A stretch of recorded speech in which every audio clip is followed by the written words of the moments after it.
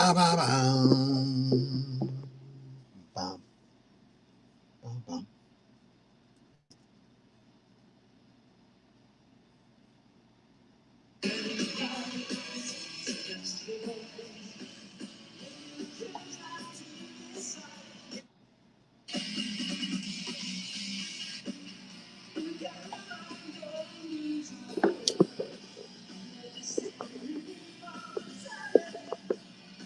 1 second while I get things set up. Thank you. I can't believe it's Wednesday already. What the heck? Wednesday? What?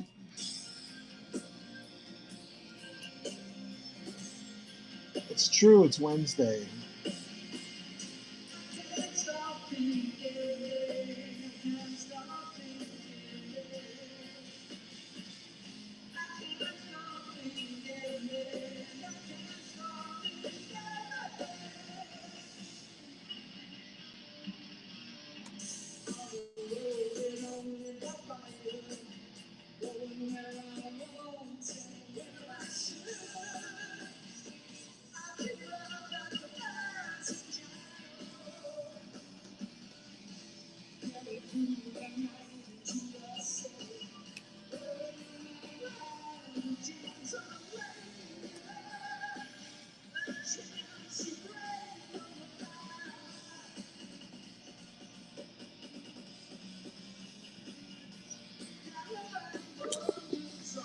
One second. I'm going to reload my laptop page.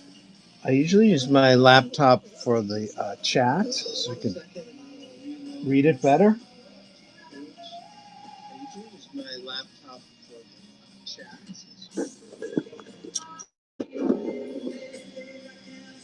It's just not behaving properly at all. Same with Wix, trying to upload items and edit items on Wix, and it looks like everybody's giving me trouble today. It's all good. I don't stop. I just have a lot of juggling. I'd love to focus on one thing during the day. This is where I get to do that right here. Anybody have anything you'd like me to draw? Let me know. Let's do this. Otherwise, I'm going to jump on something of my own.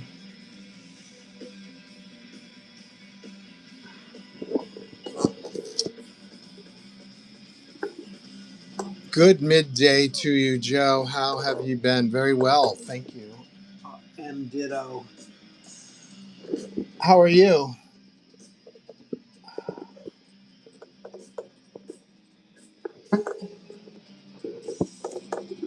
It's midday. I spent the morning. What did I do this morning?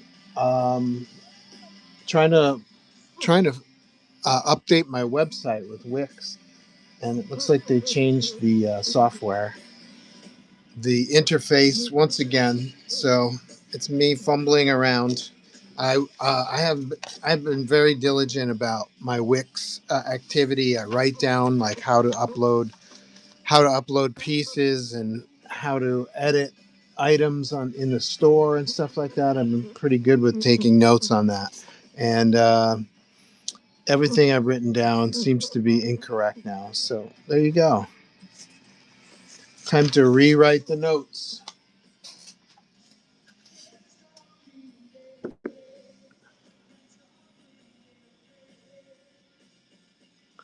Trying to think about what I would like to draw today, what I feel like drawing today. Um, I got a couple of new blanks. I got one of these, and got one of these, and it looks like according to eBay, I overpaid for them. That's probably why I won them on Whatnot. It's all good. RM Ditto says, I'm good. Getting ready to resend a couple of blanks to have your work your magic on them whenever you're ready. Miss Mayhem is in the house. She says Joe's struggle with tech continues on every front. I'm getting hit on every front. I tried to upload new pieces via to my website via the laptop Wix and via the app, the phone app, and no success on either end. But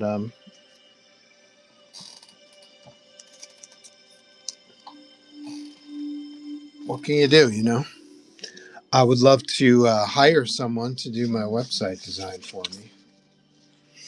That would be a goal.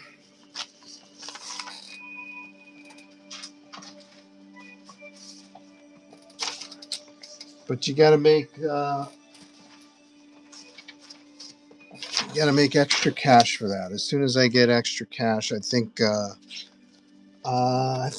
extra cash is going to go to a colorist first, and then extra cash beyond that will go to a website person.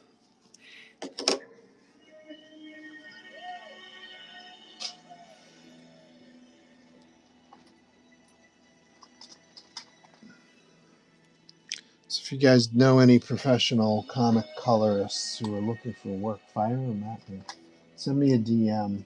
I can't read the DMs. That's another flaw in the tech.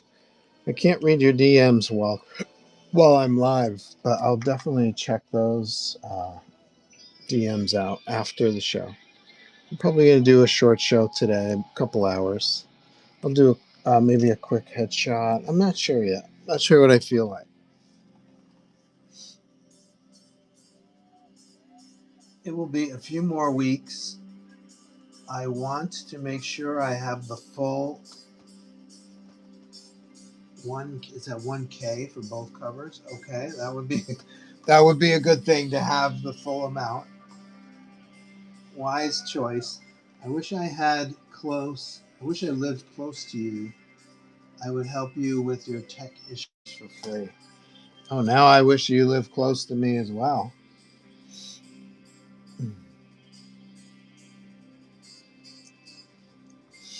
It's all about interfacing with Wix, and the AI is worthless. So you gotta meander your way through the system to find a human being and then you've got to work your way to find a human being who knows how to navigate, not then doesn't just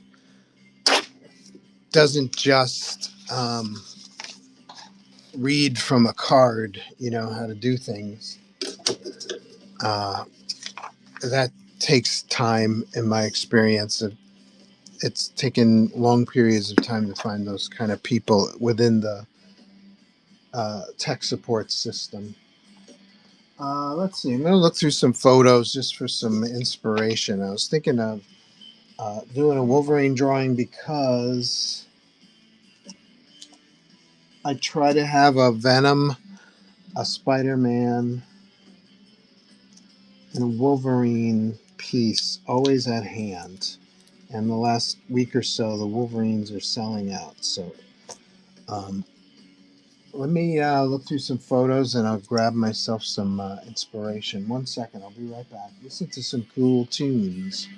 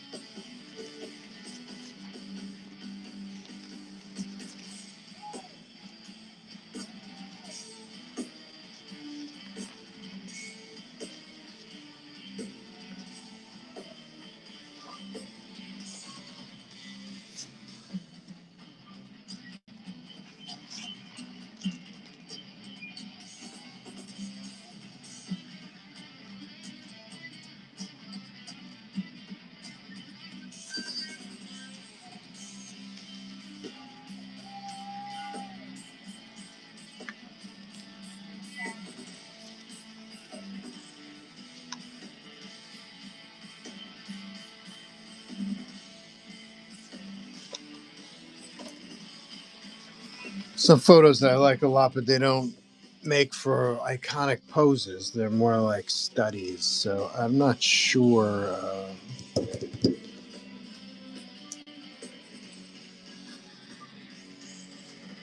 Not sure I want to work with studies today. I want to come up with something that will sell.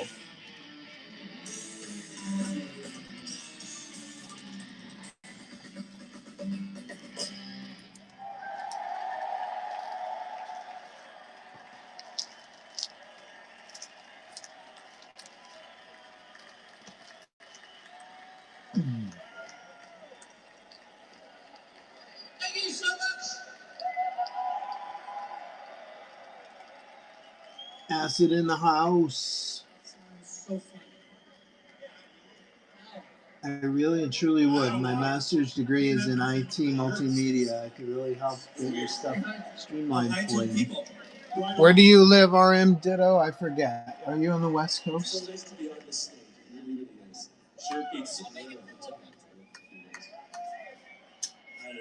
I regret not getting that Weapon X on the custom blank. It was amazing.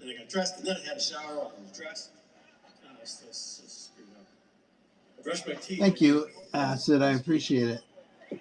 You got a pretty sexy Weapon X yourself. Let's see, Miss Mayhem. Hello, Ange. How are you? Or Ange says hello, Miss Mayhem. Everybody's buddies here. We're all pals. It's so cool. We just hang out. Doing pretty good. We have a heat wave over starting today till Saturday, going to reach 100 plus humidity. Yeah, it's totally warm here, isn't it? I'm not. My dew point is somewhere around 77. I'll start sweating just by sitting in a chair. But today it's been extra. I'm sweating like crazy. It must be way over 77 today. Mid South in Arkansas. Cool, nice. You never have enough Weapon X. Okay, you do you. Horrible V or absolute bats. Haha. It's blazing here in the East Coast. Yeah, it's pretty warm today.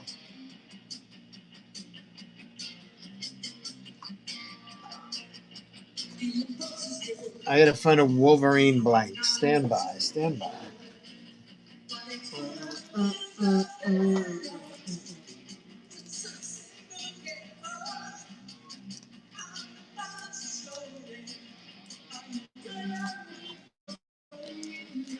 If I do a Wolverine, let's see. Let's see what a Wolverine looks like.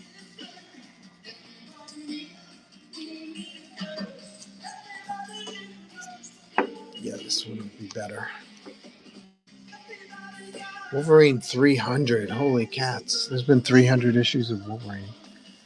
Um,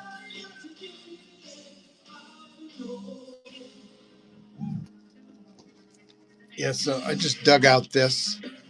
This is it's kind of like a study. It's in my, I still have a few physical folders with reference and stuff. So I like the anatomy and the way the deltoid sits inside, and then the brachialis comes out and stuff. So I like the lighting on the shapes. So I'm going to work with that today. See if I can turn that into something. It's kind of more of a study drawing, but I'm going to try to convert it into something that's like a iconic pose. Let's see how I do. John.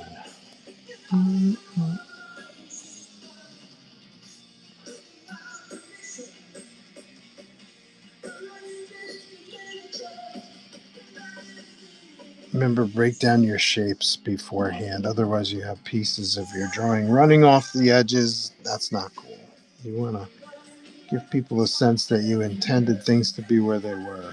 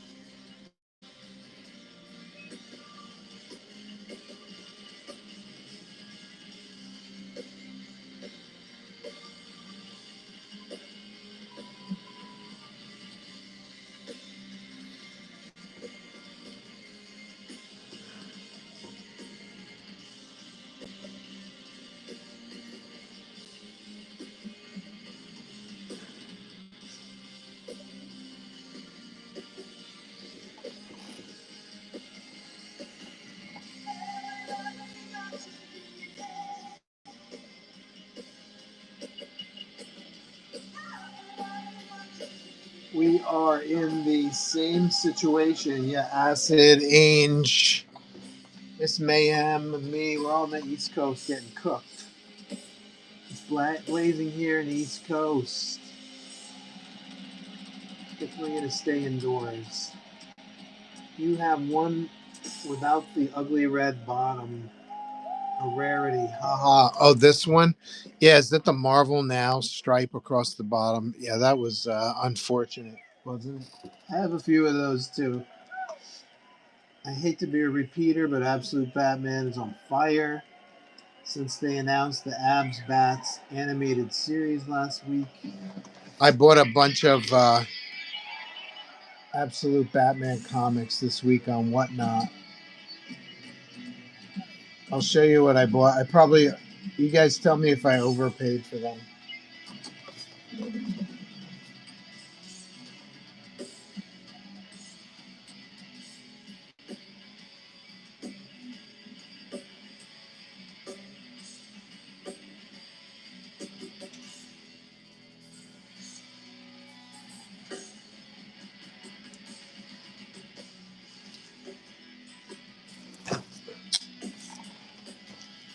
I bought one of these off DA Comics. If you guys aren't following DA Comics, you should. This is number 20. I'm not really collecting.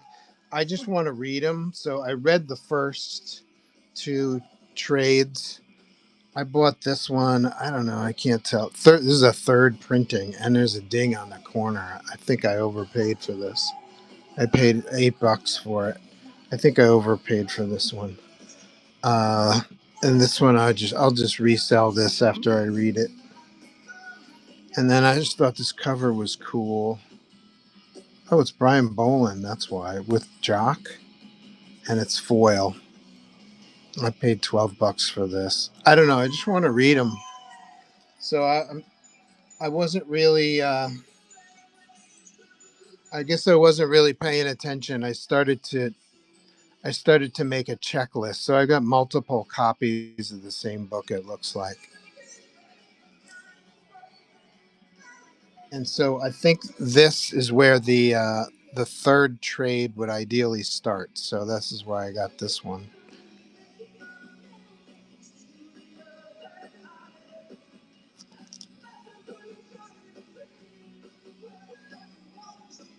And then I just got a good deal on this. It was like half price, $12.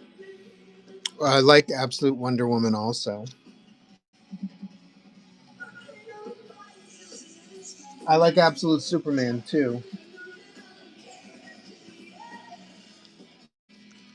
And then I got this. I thought I'd try Absolute Green Arrow. I think this is number one.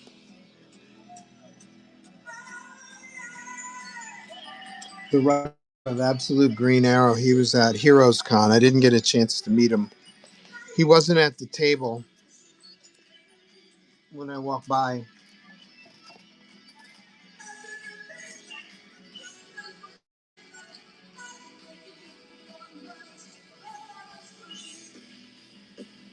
So I'm interested in reading that. And yeah, the idea of doing an animated Absolute, that came pretty quick, didn't it?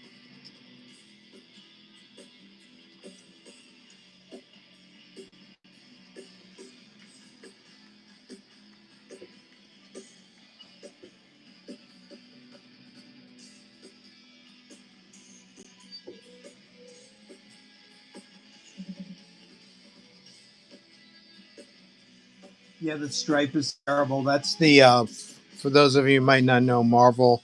A few years ago, maybe 10 years ago now, you had a Marvel Now. You know, they have like a sub. I don't know what you would call it, like a sub campaign. So they, kind of like DC has Rebirth and New 52 and All In. They have these kind of sub era definitions of their on their covers. And so Marvel had this red stripe across the bottom. The worst is there's a Iron Fist one. I think it's called Iron Fist: The Living Weapon or something, and it literally takes up a block like Iron Fist, like this, and then there's a red stripe. So you've got about 6 inches to work with. It's really unfortunate, and they're blanks. They're blanks, man. They made blanks with that cover design. Crazy.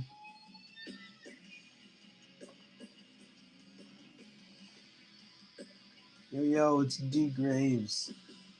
I bought that DA Comics exclusive. Yeah, I like Chris Burnham's work. He's very good.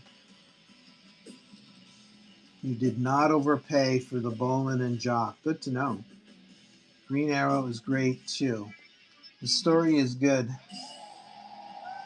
says Acid.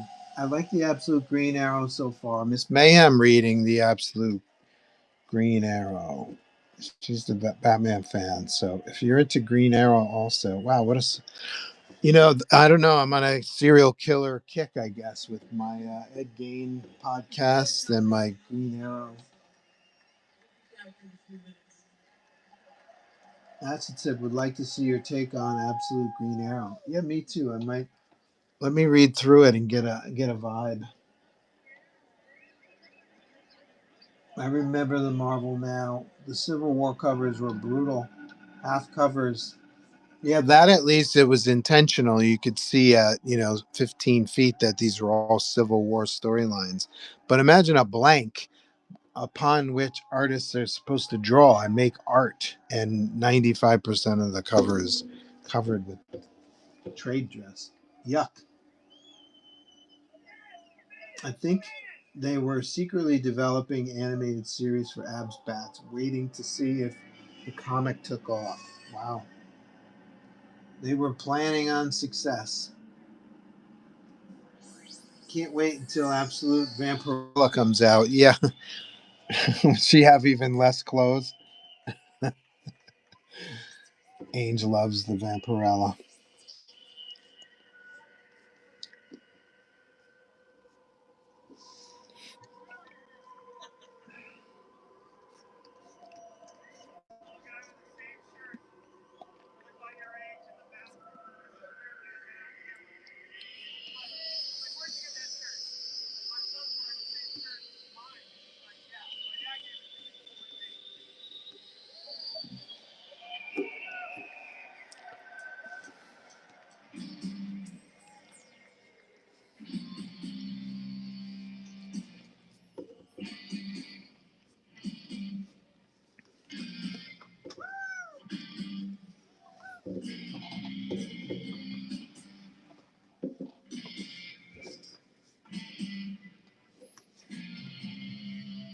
So I'm interested in drawing the Absolute Joker also to see what he's up to.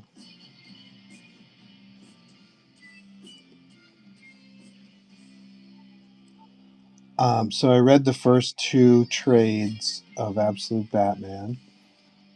I thought it was mostly hilarious. The violence is way over the top, very fun, and so I guess I don't want to wait for the next trade. I guess I'm impatient. That's what I've been buying on Whatnot. Issue 15, 16, 17. I think I have 15 to 21 either in my hands or on order. So thank God that was easy to chase down.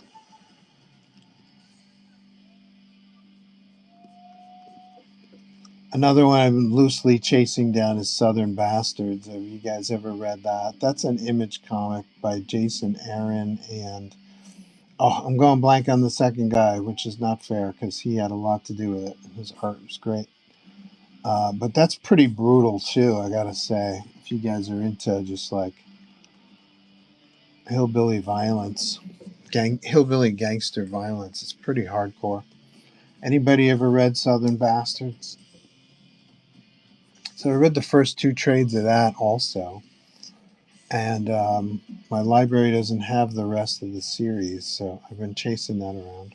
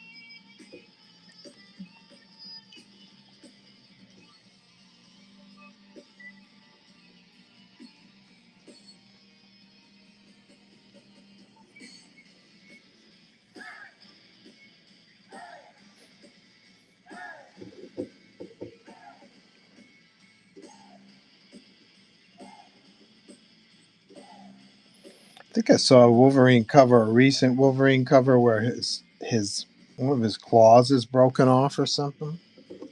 Anybody see that?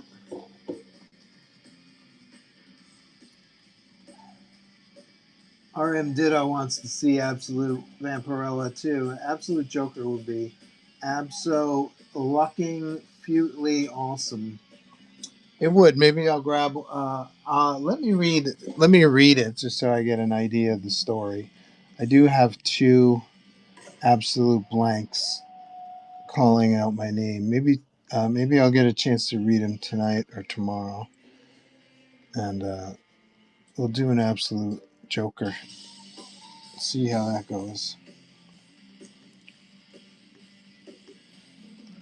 He's definitely got a Japanese manga demon vibe, that's for sure. Did you guys ever read Death Note?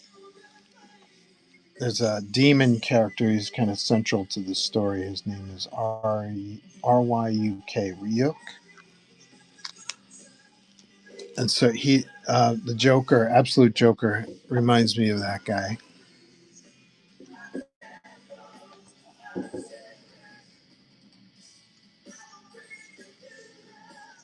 I have not read Southern Bastards, but we'll definitely check it out. The hot character in Ab's Bat right now is Absolute Two Face. Yeah, we could do a Two Face too. He's got the long hair. I'll have to check that out. I have. Yeah, I guess I don't. Where are my other Absolute Batmans? Let's see. I think I have more.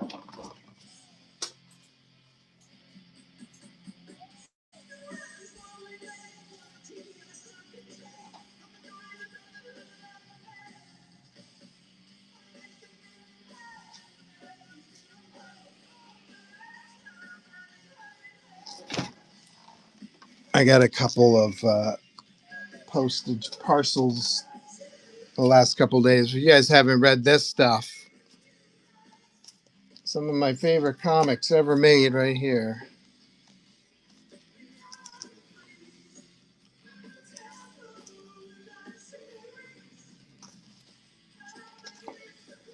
Here's Southern Bastards. Jason Latour. Sorry that I forgot his name. He does a great job on the art. Uh, so I haven't read these, but I read the first couple trades. So that maybe that's up to issue 12 or 10. So I'm gonna try that.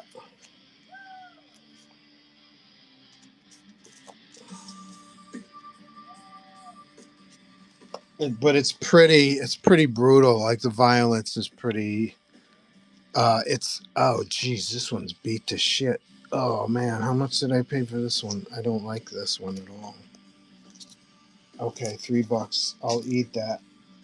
I'll eat that.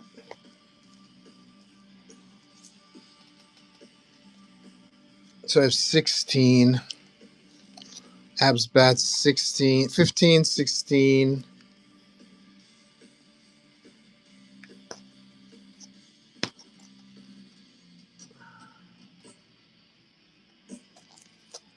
18. I guess I'm missing 17. I got 20 already. Here's 21. This one I've been looking forward to reading. I got this for 12 bucks. 12 bucks, man. Jeez.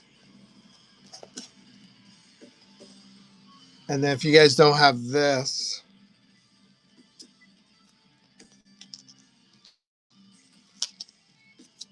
this one is Sin City, one of my favorite covers of all time. So simple.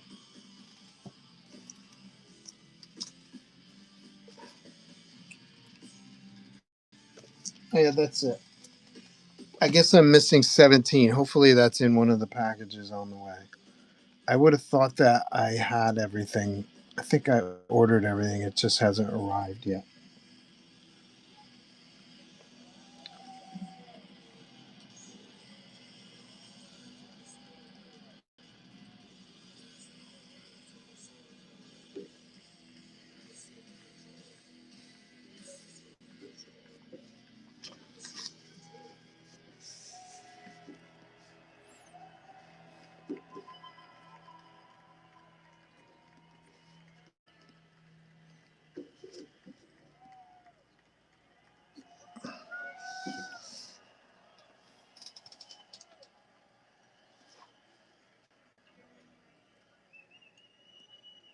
Art Styles on Southern Bastards is nice. We'll definitely check it out. It's very brief, really visceral, and the subject matter is just brutal. Like the characters are just king size a-holes living up to their names, and you just want to see them. You just want to see these a-hole characters get trounced. At least that's my reaction to it.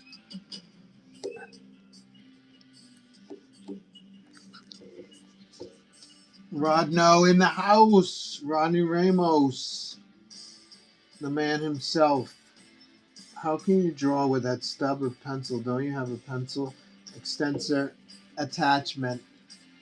LOL acid. No, I don't. I don't have one of those. I should buy one. And it's not a problem. I've been drawing like this since I'm a kid. But Rod, do you ever use these turquoise drawing leads, non-photo blue, and I can't find them anywhere?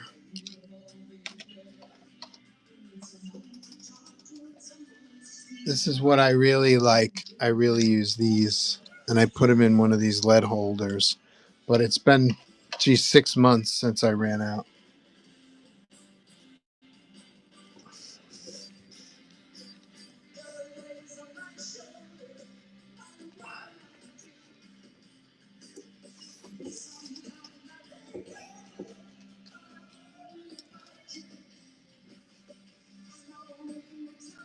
It looks painful. I hate the blue pencils. They're horrible and a pain to erase. You don't have to erase them. That's the idea. Murad. That's the whole idea of the blue pencil. You're not, they don't pick up on the scans.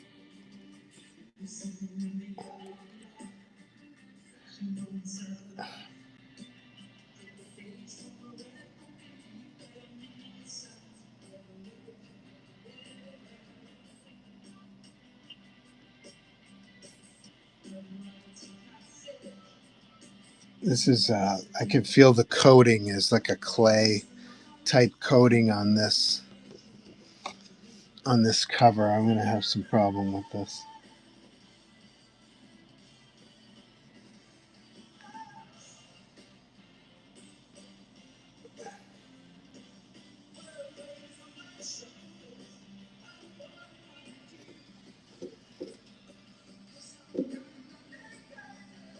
RM says, my wife's son and daughter got me one of those comic books where I am the character in it.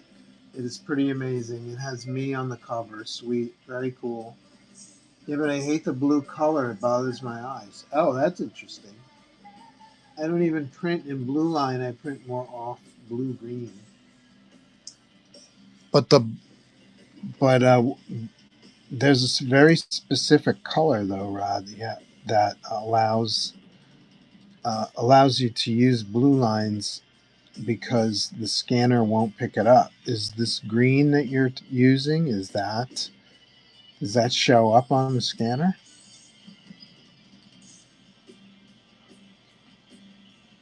Mm.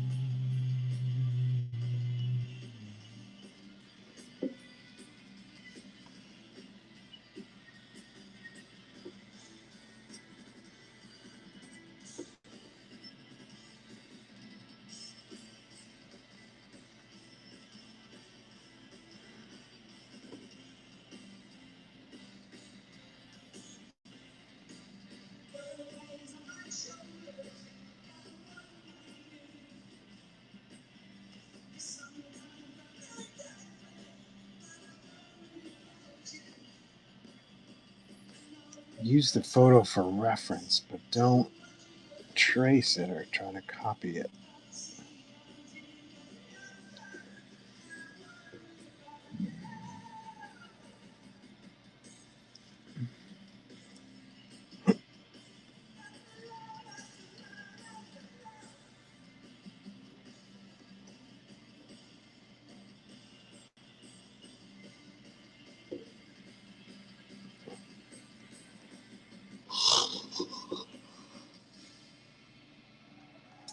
Rodney says, I rather lightbox. The green can be removed in Photoshop. I see.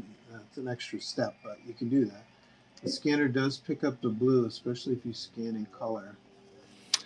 Well, what I usually do is for black and white line art, I'll use the blue line, that specific blue. I forget the exact formula off the top of my head, and I have yet to solve that problem in Clip Studio, by the way, because they won't let me set a color.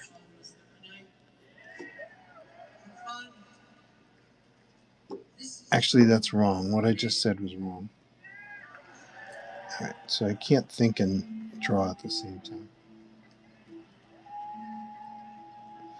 time. Anyway, so the blue line, I forget the stats, is a C, M, Y, and a K color. I forget. K is pretty much 0. I forget what the others are. It's something like 19, 3, and 2, or something like that. And so you print the blue lines out, and then you can ink them and say, so if your blue line is this thick, and you decide in your inking process to make a thinner line in that space, you're going to have this extra blue line, right? You're printing your pencils out in blue line. You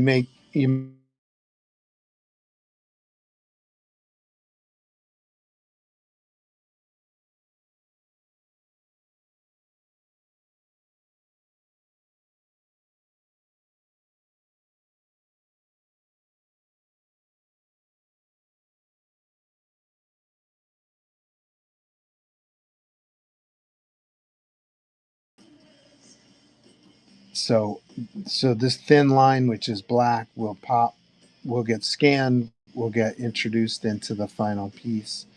And the blue lines, you never see the blue lines. So there is no, I don't scan in color, I guess is what I'm saying, for black and white line art.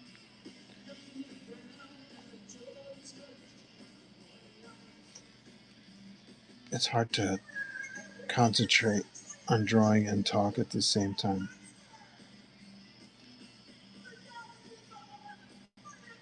I'm not like Rodney. I don't have puppet shows while I'm drawing and talk about my travels and my toy collection while I'm drawing. I have to focus. He's doing impressions. People in his chat are calling out celebrities and he's doing impersonations while he's drawing. And then out come the puppets. I think it was Acid told me in at Heroes Con, right? He said we should do a podcast. I don't know why.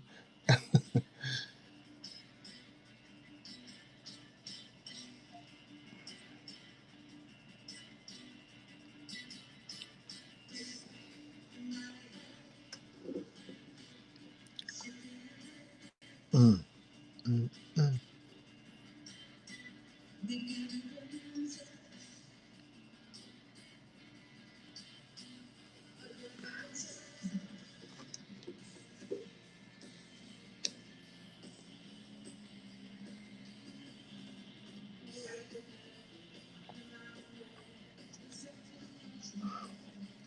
I'll do some vein studies today. This guy's got some serious steroid veins going on, so we're gonna milk the shit out of that.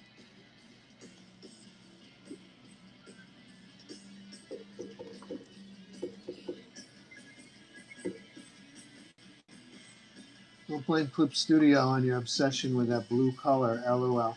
Your explanation already gives me a headache, lol. I don't have puppets. These characters are real people. They're real to you. A podcast with your Joker laugh would be huge, lol. Yeah. Bust each other's balls for an hour a day. That'd be a fun podcast.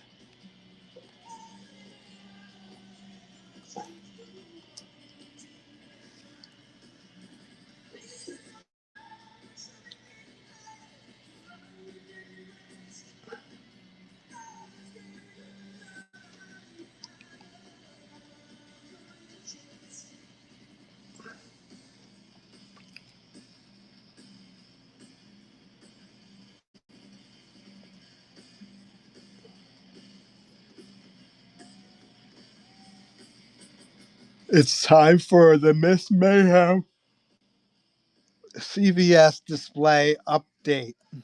What do they have in the seasonal section of CVS this month? Miss Mayhem, is it heat stroke medications?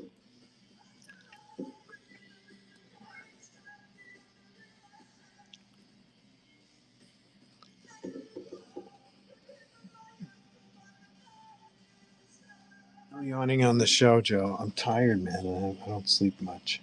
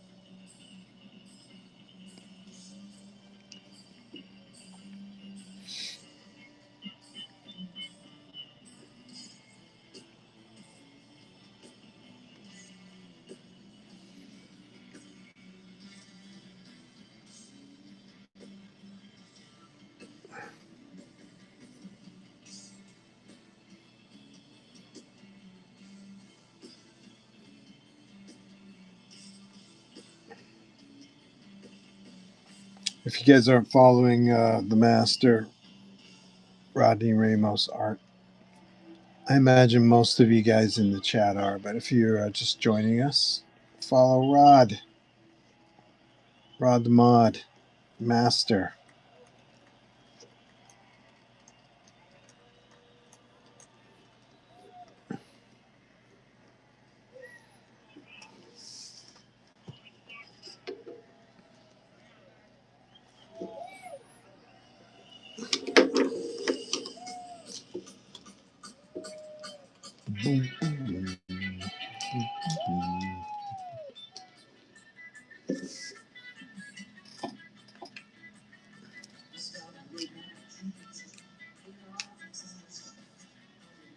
You take sleep meds? No, I've never taken a sleep med in my life. Do you?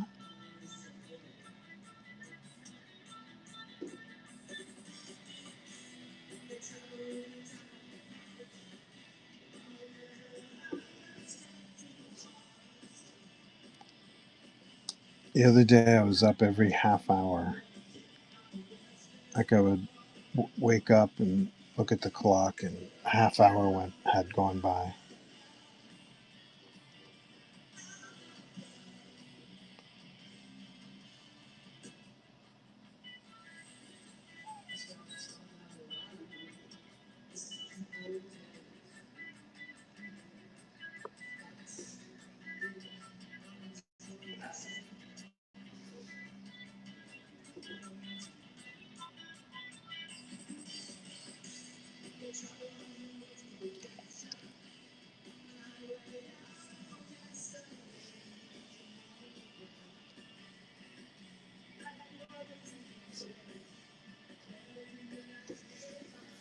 They should have an absolute Wolverine where he can pull off half of his helmet, mask, wings, or something, and use them as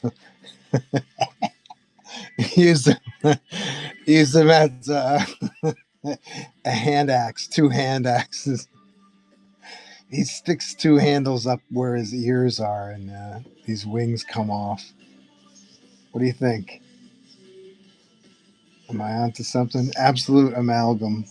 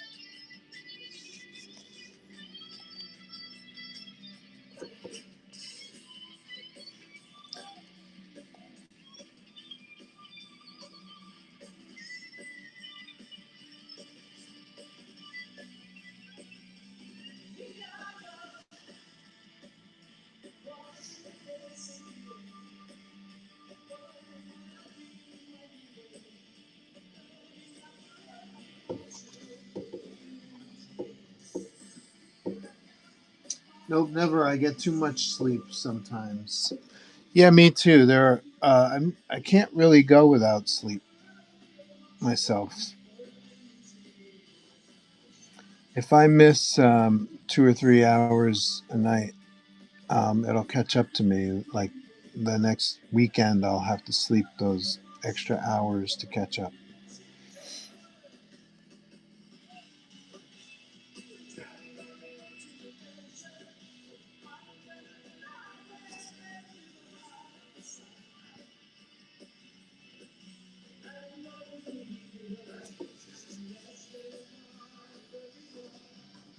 Yeah, this is a weird kind of. There's a weird coating on this paper. I can feel it. I can feel the ink just sitting on top of the paper. So I'm not going to do too much inking until I erase the pencils.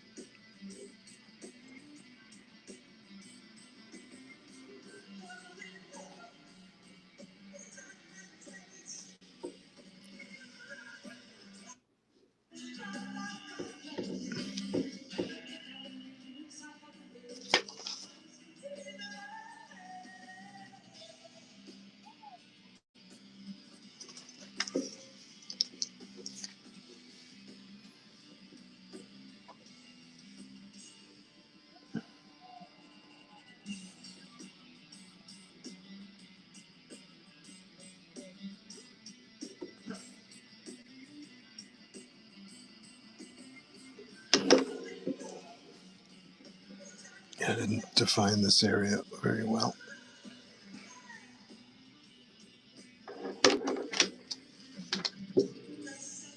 I don't want to freehand a hand. You don't want to screw up a hand.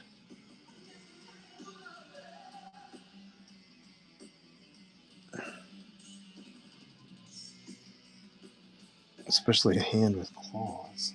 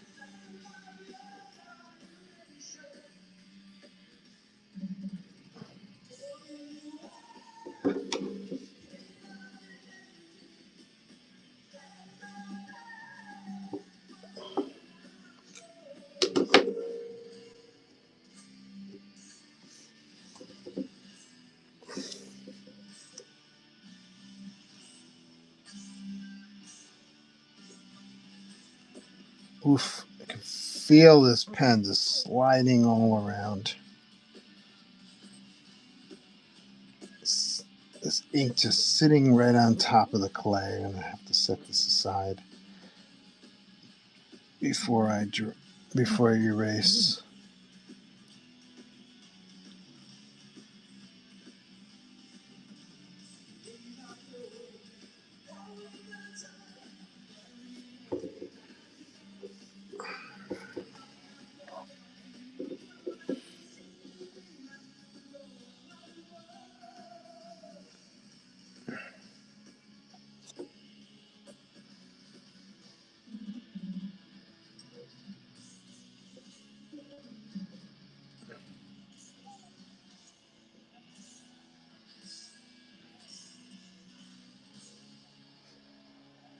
Mm-mm-mm.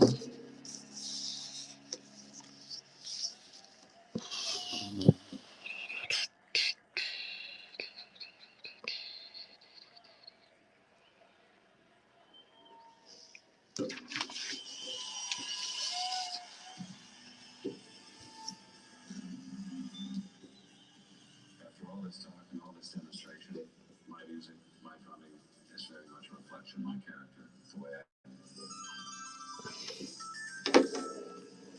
like to be well planned. At the same time, I like to be spontaneous.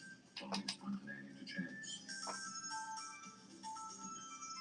I like to be organized, but at the same time, I'm restless for change, for movement, for learning, for traveling. That's my essential contradiction. That's my yin yang. My ideal of life is not a well-ordered environment, not a quiet room with everything in its place. Rather, my dream is to have a well-packed suitcase and to be on my way somewhere interesting. Oof. I can see that. I don't know if you can see from your view, but the eraser is pulling up a lot of this ink. It's a good thing I didn't get too much ink work done. You know, you work with certain papers over a certain time, you kind of know what kind of calls to make, so it helps.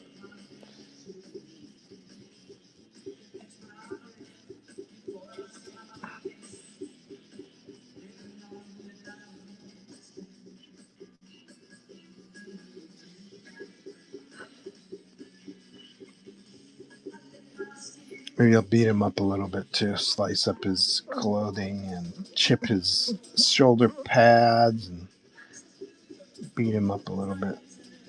Put some arrows in his chest, fill up the space. That might be cool. Or a sword. What else?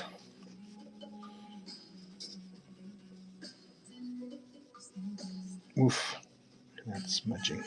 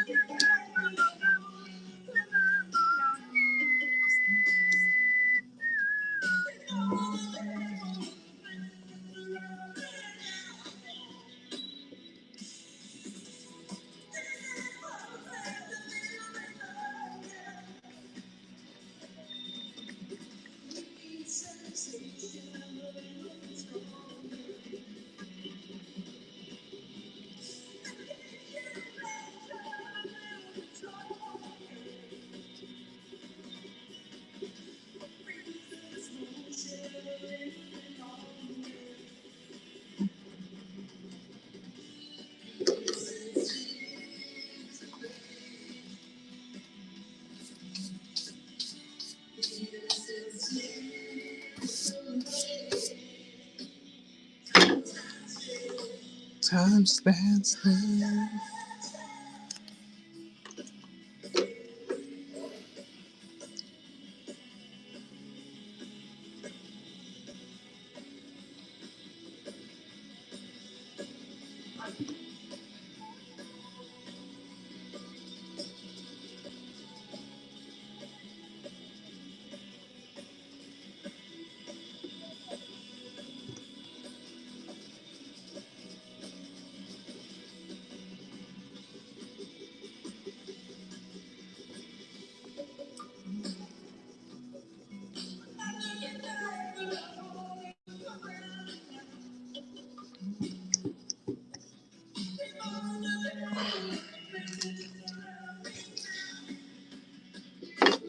Time stands still.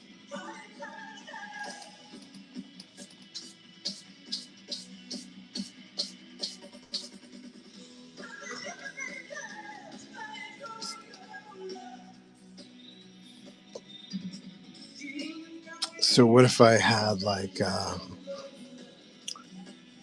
sentinel head in the background? Or if I had a scrap of sentinel, something stuck in his chest. An arrow in his chest. Arrows. It'd be cool. Some kind of, maybe a,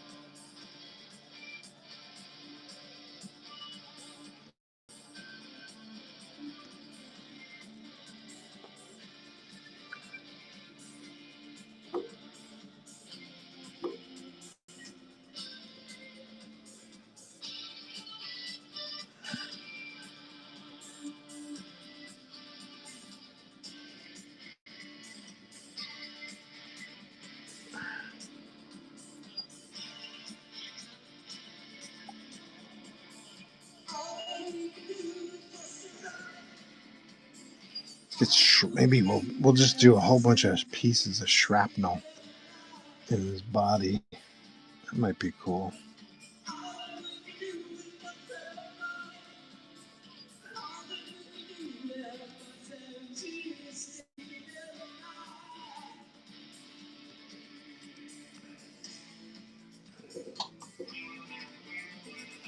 Let's work it. Never did it before, so let's work it. Let's do it.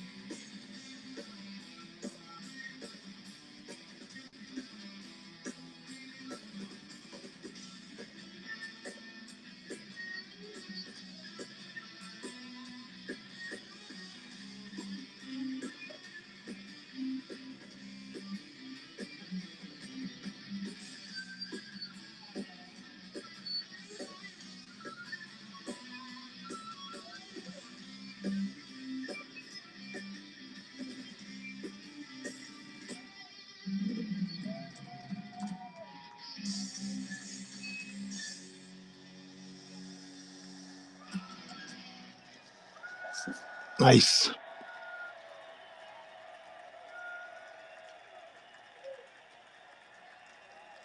Thank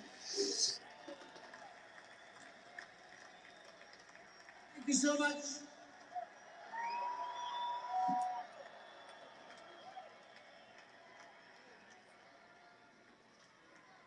Next one.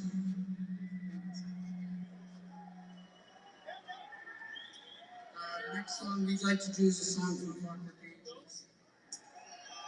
For me, it's one of the greatest lyrics and it was written. This is The Garden.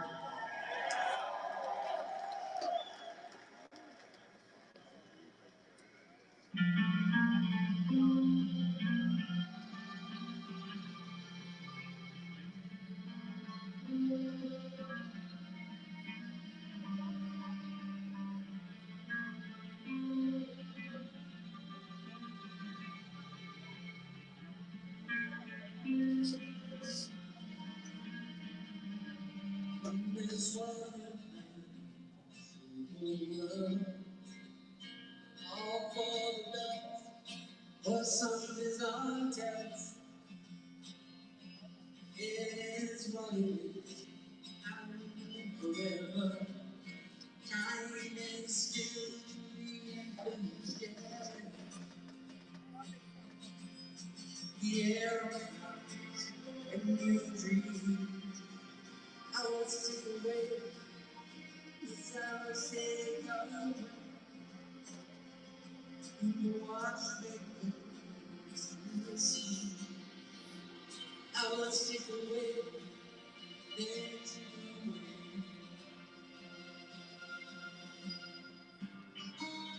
to measure of a life is a measure of no mistake.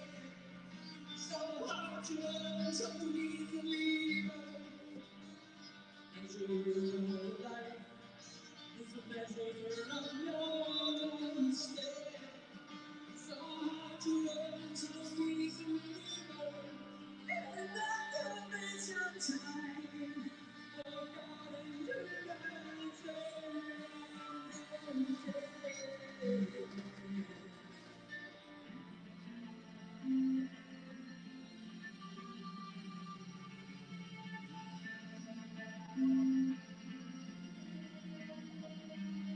in the eyes of the sun, till the stars go spinning, spinning round night. Oh, it is running forever. Each moment, memory, feel I will sing away, myself in the watchman for the first time up at sea. I will sing away, next to the measure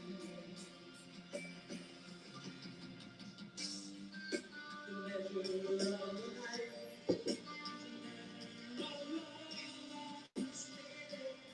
So hard to understand, and I'm sometimes.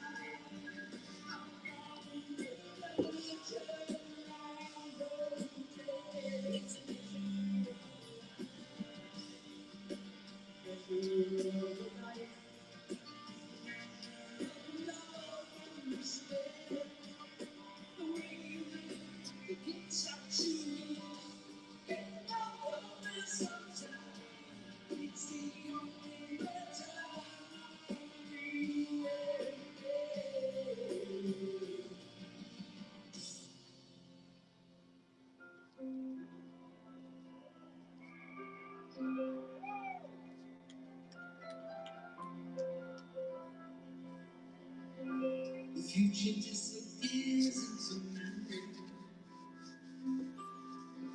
Without me involvement between the rubber grounds and the home is what remains to be seen. The rubber grounds and the Oh, guess what remains?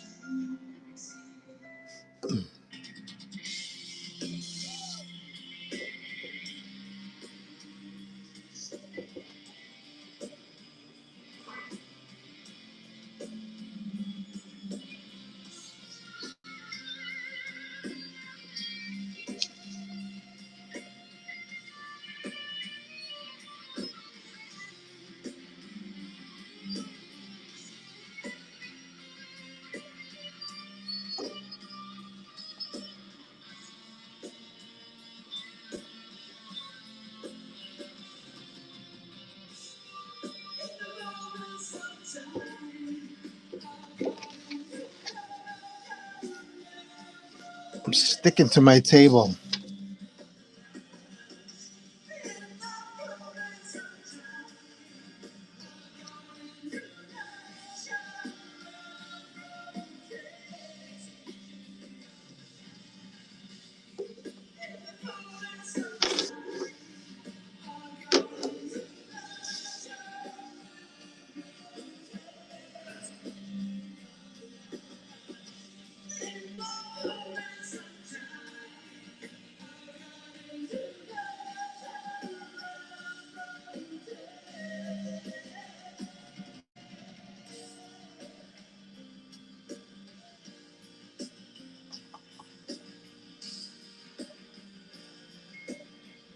It's a measure of life.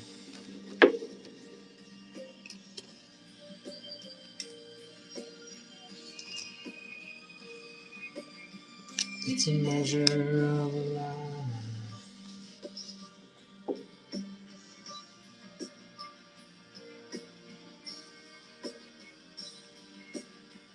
It's a measure of life.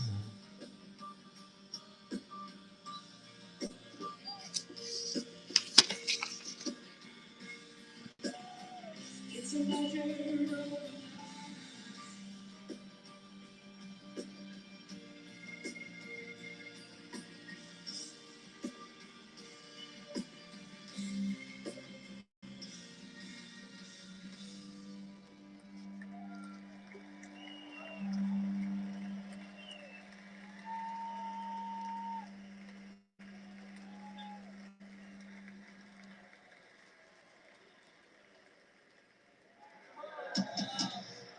All right, here we go, people.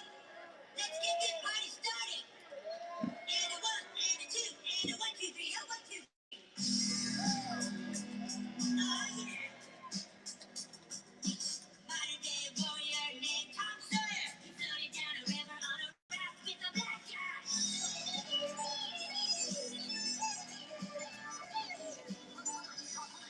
Hold on, stop. Those aren't the right lyrics, badass. Tom Sawyer built a raft and floated down a river with a black guy. I read the book. That's not Tom Sawyer, that's Huckleberry Finn, stupid. I am Jenny Lee, and I will sing whatever lyrics I wrote. Just start the song again, and this time do it right. Fast. And a one, and a two, and a one, two, three, a one, two, three.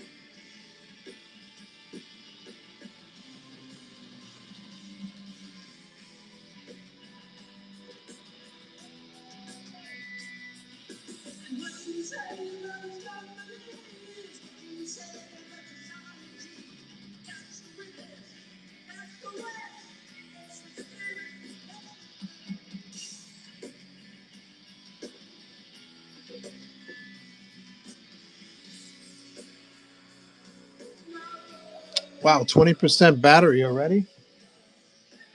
Oh, we're an hour and a half in. What happened? Strange. Stranger than fiction. My tech issues continue. What just happened?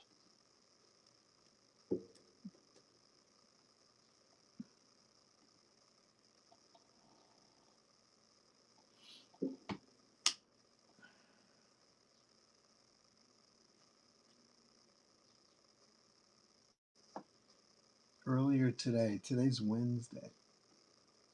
Earlier today. Today is Wednesday.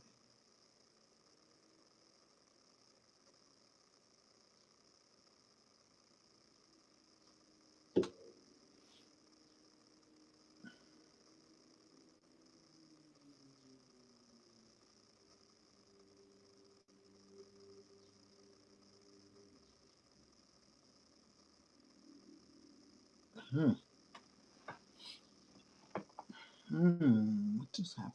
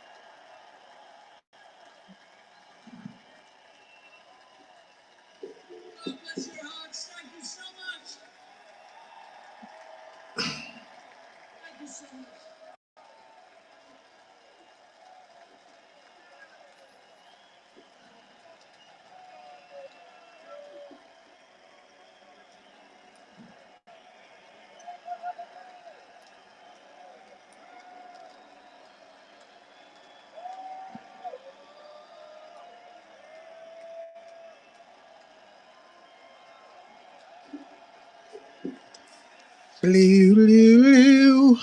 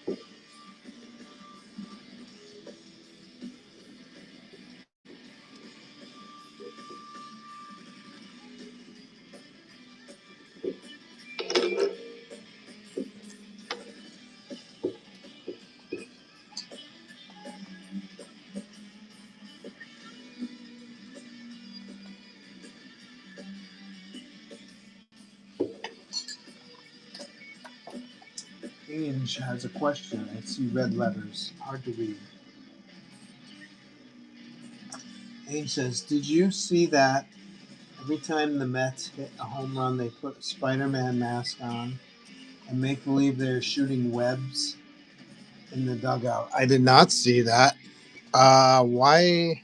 Why are they doing that? Is it to promote the movie coming up or something?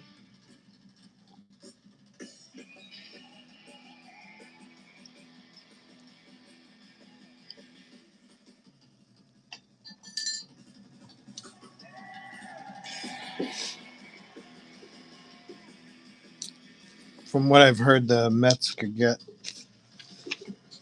any help they can get from anybody. So maybe Spidey will take care of the business.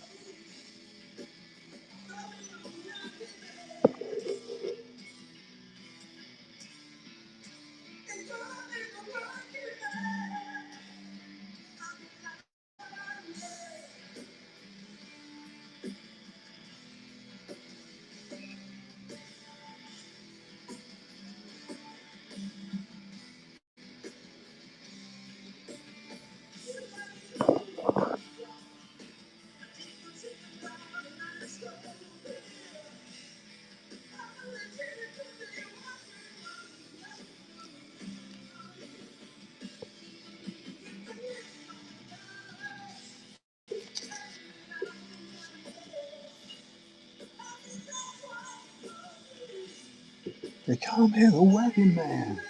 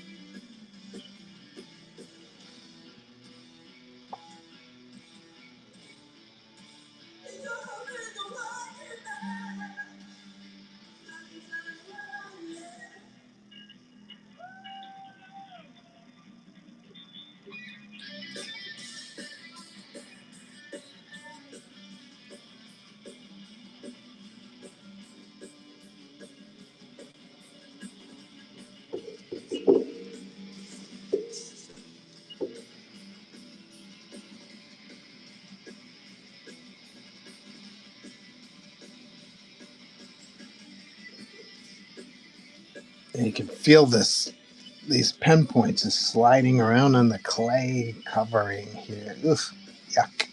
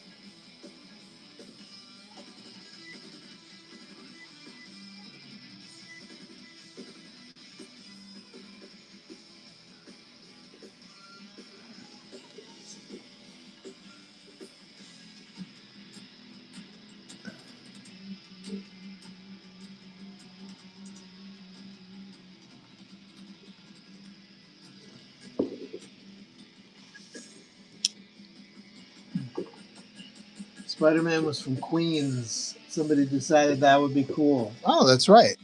I hadn't thought of that. Shea, or it's not Shea Stadium anymore, but the Mets are in Queens. Yes, that is true. They're not doing very well this year. They could have used Spidey's help. I guess so. Is it still early enough in the season that things could turn around, or is it over?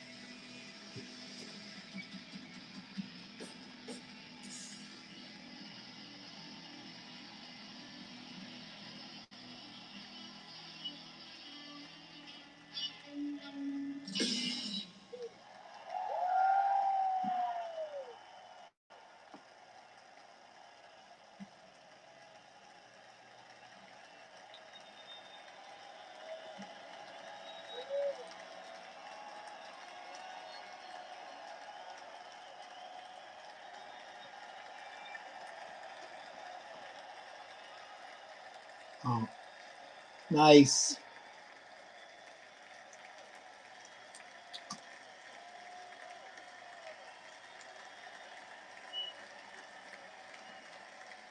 Oh, thank you guys so much.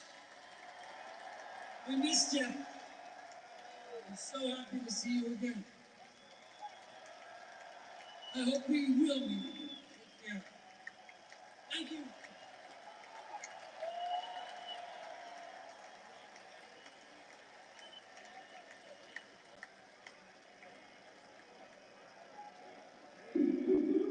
Let's listen to some speculating comic book fans.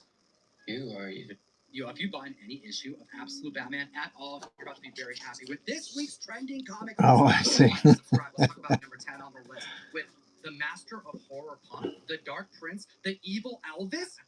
We have Danzig's Hellmask #1 from Verotic 2024, hitting $25 high average sales. I don't think a lot of people know that the founder of the Misfits not only really enjoys comic books, but he's written a bunch of them. We're seeing an increase of copies sold of 460% this week after Glenn announced that he will direct a feature film adaptation of his creator-owned comic book, and there's already producers attached. So this is the first issue of Hellmask, but keep in mind that the first appearance of Hellmask was actually in Verotic 30, the 30th anniversary comic that came out back in 2023. There's an incredible Simon Bisley cover, which I truly love. And really, if we need to go any layers deeper on the whole Glenn Danzig loves comic book things, if you ever bought Crystar, the Crystal Warrior, it was most likely because Glenn Danzig took the logo of his band from the cover of one of the issues. What? I listened to the Ramones, Police, The Clash growing up. The only Misfits songs that I was familiar with was any that Metallica introduced me to. But over the last 8 months, dude, I became a Misfits diehard. I'm like in the Michael Graves era at this point. Like, I'm deep. Oh, wow. So I actually got to see them live during that era. It was on Megadeth's Cryptic Writings tour, and the Misfits opened up back in full makeup with Michael Graves doing all of the songs. And while I may not necessarily agree with the things that he thinks and says right now, those are some fantastic albums, but no shade at all. Glenn Danzig is the OG, the original stuff. We Are 138. I mean, really, these are some things that you need to listen to. Ignore the fidelity issues because that stuff was recorded so lo-fi and it just adds to its super punk rock mystique. Which brings us to number 9 on the list with Batman 497 from 1993, The Breaking of the Bat. $10 high average sales, $150 for a CGC 9.8, and an increase of copies sold of over 200% after the Batman animation 3-part movie event trailer dropped. Dude, we're getting Nightfall, we're getting Azrael, we are getting The Breaking of the Bat finally. This looks incredible. This trailer really has me excited. And the fact that it's 3 parts is the thing that makes me really want to watch this. I think I had a little bit of PTSD from when they released The Killing Joke, and it just did not do the comic book justice. It felt like it was too long and too short at the same time. I think this is going to be long enough to introduce the characters they need to, develop the plot lines that need to happen, and probably spike a few more books along the way. Yo, they're like straight up pulling shots from the comic. The animation is in the same style. I applaud them for doing that. Also, side note, Vengeance of Bane #1 is on the larger list of 20 this week, seeing an increase of copies sold of 106%.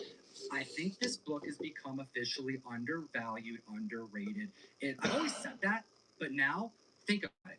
He's been seen in live action multiple times. We all know this. But then you also have the animation that's coming. We have a like solo Deathstroke movie that's kind of been in the background that people forget was announced. And then you have the rollout of Absolute Batman. So many layers. This character has officially gone from like C-list rogues gallery to A-list in my book. Considering how many copies of 497 I have touched, handled, and gone through in my 40 plus years of collecting, I have touched a fraction, a small number of these Bane books. I think it's undervalued as well. You guys need to check the larger list I'm talking about on Key Collector Comics. We source 10 books and organize them for a video every single week and have been for over 8 years every week without skipping a beat. However, you may have books on that list you need to know about. You support the show by using code TOM101 is what I'm saying, and enhance your comic book collecting. It'll save you money. Number 8 on the list, Amazing Spider-Man 546. I don't think people should be buying this book right now. $20 high average sales, $141 for a CGC 9.8, and an increase of copies sold of 189% after the most recent Brand New Day trailer dropped, which as of the day of this filming on Friday, it was about 8 days ago. If you're going to buy this book, you buy it for Mr. Negative's first appearance. You buy it because it's the first appearance of the second jackpot, okay? Hell, buy it for the cameo of Freak, but do not buy it because it says Brand New Day on the cover. In general, this is one of the most ridiculed storylines in all of Amazing Spider-Man. Number 7 on the list, Sea of Thieves #1, a video game comic book from Titan Comics released in 2018. Now, while this may not be a household name, you are probably going to be excited about this comic book right after now. Cover A is selling for $25, cover B is selling for $35 high, and we have a PAX East variant that's going for $40 consistently. The Colonel has a bucket list. $10 ones, Monday nuggets, Tuesday fried chicken. Now, while a pirate online multiplayer game isn't necessarily something that's going to get a whole lot of people's engines revving, when you hear that Destin Daniel Cretton is tied as a producer for a live action, you're going to want to pay attention because this guy just wrapped up directing Spider-Man Brand New Day. He also just wrapped up directing, well, I think a whole lot of people watched the Wonder Man television series, which was incredible and punched way above its weight class. And he also did the Shang-Chi movie. This guy has an incredible resume, and if he's tied to produce this, there are good things in store. This right here is probably one of my biggest spec fails in general in comic collecting. Learn from my mistakes. One of the easiest spec plays you can make. I've said this before, and I always regret it when I say it again because it means that I messed up. Video game adaptations in comics come and go, and you can get them for open to order. They're always under order, and then they tend to spike. There are so many occasions where this takes place. An increase of copies sold to 400%. Seeing this book go for 5x cover price should be no surprise. When you see a live action video game get a comic adaptation, just put your money down and save them. I wish I bought 50 copies of this, Dead by Daylight, Conker's Bad Faraday, Twisted Metal, where you at? And the other thing is that so many people think about vintage comic books video game-wise, so you could have Sonic or Mega Man or Mario or Zelda, but even more recent things like Ratchet and Clank, or watch some of our more recent videos where we're talking about God of War, Gears of War, Last of Us. How many times was that on the list when the television show came out? Video games are another one of those things that people are just ignoring, and that's why they spike to such huge prices. Number 6 on the list is Thundercats #1, Star Comics from 1985. First appearance, okay? $7 high average sales and a 9.8 went for $590. That was a buy it now back in May. I can't believe it, man. And also, I think people have largely mixed IPs up because list the 80s tune that hasn't gotten an announcement. This is the one that we've gotten 0 updates on. It was rumored back in the day. It's been in development hell. But we've gotten pretty much everything else from Transformers to G.I. Joe, i.e. the Energon universe in its entirety. But then you also have Skeletor, He-Man, Masters of the Universe. Right. Well, this right here is great news. Warner Brothers Animation announced not only a Thundercats movie animation, we're going to get a Powerpuff Girls as well. The Thundercats have been on our radar forever. Powerpuff Girls happening. Dynamite doing a great job with those intellectual properties. A 118% increase in copies sold this week on the Thundercats comic #1. Everyone needs to go follow Tyler freaking Kirkham right now on Instagram. Final Boss #1 is at the list at number 5. $8 high average sales. The comic was released independently and then was brought over to Image Comics, and now it's an ongoing. A CGC 9.8 at $69. An increase of copies sold of 967% because something is coming, but we don't know what it is. And the reason why I tell everyone to follow Tyler Kirkham, not just because he's one of the most prolific Marvel artists and just artists in general in the game right now. Dude pumps out hundreds of covers a year. All right, we all have Tyler Kirkham covers, and this independent comic book is superb. Okay, if you like video games, which is kind of what I'm talking about, action, but then it's got a lot of heart too. We have something that he is teasing over on Instagram. All he said was, you should probably go pick up Final Boss. Something's coming soon. An announcement will be made before San Diego Comic-Con. If the artist and creator is talking, you better start listening. Go follow him on Instagram right this second. Ladies and gentlemen, to all the naysayers of the Absolute Universe, the price hike that they thought was unwarranted, the suggestion that wishful thinking was hogwash, that there'd be an animated movie or show that would be announced anytime soon. It's 2026, and ladies and gentlemen, it's happening. Number 4 on the list, Absolute Evil #1, $12 high average sales, $118 for a recent CGC 9.8. Remember when we told people $60 was too cheap for a 9.8 of this book? Yeah. All right, well, first full appearance of Absolute Universe Joker, introduction of Lex Luthor, intro of Absolute Green Arrow, intro of Absolute Hawkman, first appearance of the Absolute Justice League because they're all evil. You see where we're going with this? If you're going to spec on Absolute Batman, that's a whole lot of first appearances, and people are just figuring out now that they should have bought this book for damn cover price. Increase of copies sold of 150%. More Absolute comics to come. Moving right along quickly to number 3 on the list, Batman Sword of Azrael #1. The first time we get to see Azrael in his full suit. If you were reading the Nightfall comics in Batman, Batman's back was obviously broken by Bane. Jean-Paul Valley was part of the potential next Batman, and he turns into this character that was every 90s kid's dream. He had this awesome suit. He had these gauntlets. Oh my god. Like, it was one of those things that Oven you mitts. just wanted this whole 90s, right? It was incredibly 90s, and DC They looked did like- such a great It job. looked like This is oven gonna mitts be he was another one of those wearing, right? things that in the Nightfall animated, they moved from Nightfall to Night Quest, and this whole arc is worth a read. It's worth picking up, and at $10 raw and only $138 for CGC 9.8, it's still really affordable for what I personally consider a major key for the era. It's a 470% increase in copies sold because in the trailer, you get to see Jean-Paul out of costume and in his full Azrael glory. Y'all want to be your comic dealer? Go to comictom.com. I have all the comics being uploaded weekly, over 200 plus, all for cover price. You can pre-order them to get them at cover price. You support the show, but I'll become your comic guy.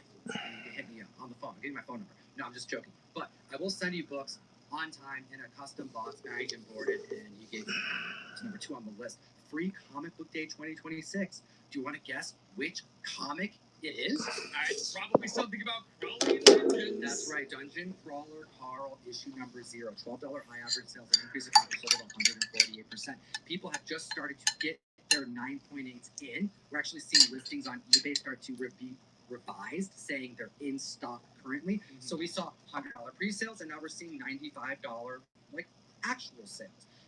McFarlane is attached to produce, bringing this to an animated series over on Peacock. We talked about this a little bit ago, but if anybody is surprised, I'll point it to Dork, because the main thing we talked about, actually it wasn't week 1, it was days after the release, and people's jaws were dropping. Artists and creators were going, what the hell did Brett Bean do? Like, he must have made the most superb comic book. He did. But, like, why would a book go from 0 to 60? Like, $4 to $100 in days. And the only thing that we could think of that we brought to the mic was it's the connection to Dungeon Crawler Carl and Brett Bean's work on it, because there's a giant fan base outside of comics that got brought in. We had Brett Bean on, and he confirmed that he thought it was a perfect storm of that happening, which is why he got attention on his really well-made comic book, which is still taking off. Well, today we see Dungeon Crawler Carl on the list, and it's well deserved. And Matt Dinneman, the writer of Dungeon Crawler Carl, just finished another volume of this series. If you're a fan of the comic books, if you're a fan of the novel, you have so many great things to jump into, collect, read, and experience on all sides of the medium, especially with the animated series coming. The number one hottest book in the world. Before I tell you about it, we've been selling out the mail call every single month, over 6 months straight now, Russ. And you'll notice I haven't brought up the mail call on video in a very long time, because by the time we release it, it's sold out. I have reserved 30 boxes on the website. By the time you guys are watching this, it's Sunday. They're live. I have 30 spots for people who want to subscribe. Let me just run through the comics that you are guaranteed in our comic book mail call. We have the San Diego Comic-Con Black Hat number 11 by Ariel Diaz, going out 1 per box. Everyone gets an ASM 30, Johnny Desjardins' very first official Spider-Man cover. And last but not least, there's a version going out to every single member of Queen in Black number 1, cover art done by Ivan Coelho. We have Null on a symbiote throne looking so badass. Hit comictom.com, and I suggest you keep your subscription, because you may not be able to sign up every single month. The number one hottest book in the world. Damn it. Absolute Batman number 1. The news this week causing all of these books to spike is that DC and Warner Brothers have announced an animated Absolute Batman series, and better yet, Scott Snyder is attached as executive producer and showrunner.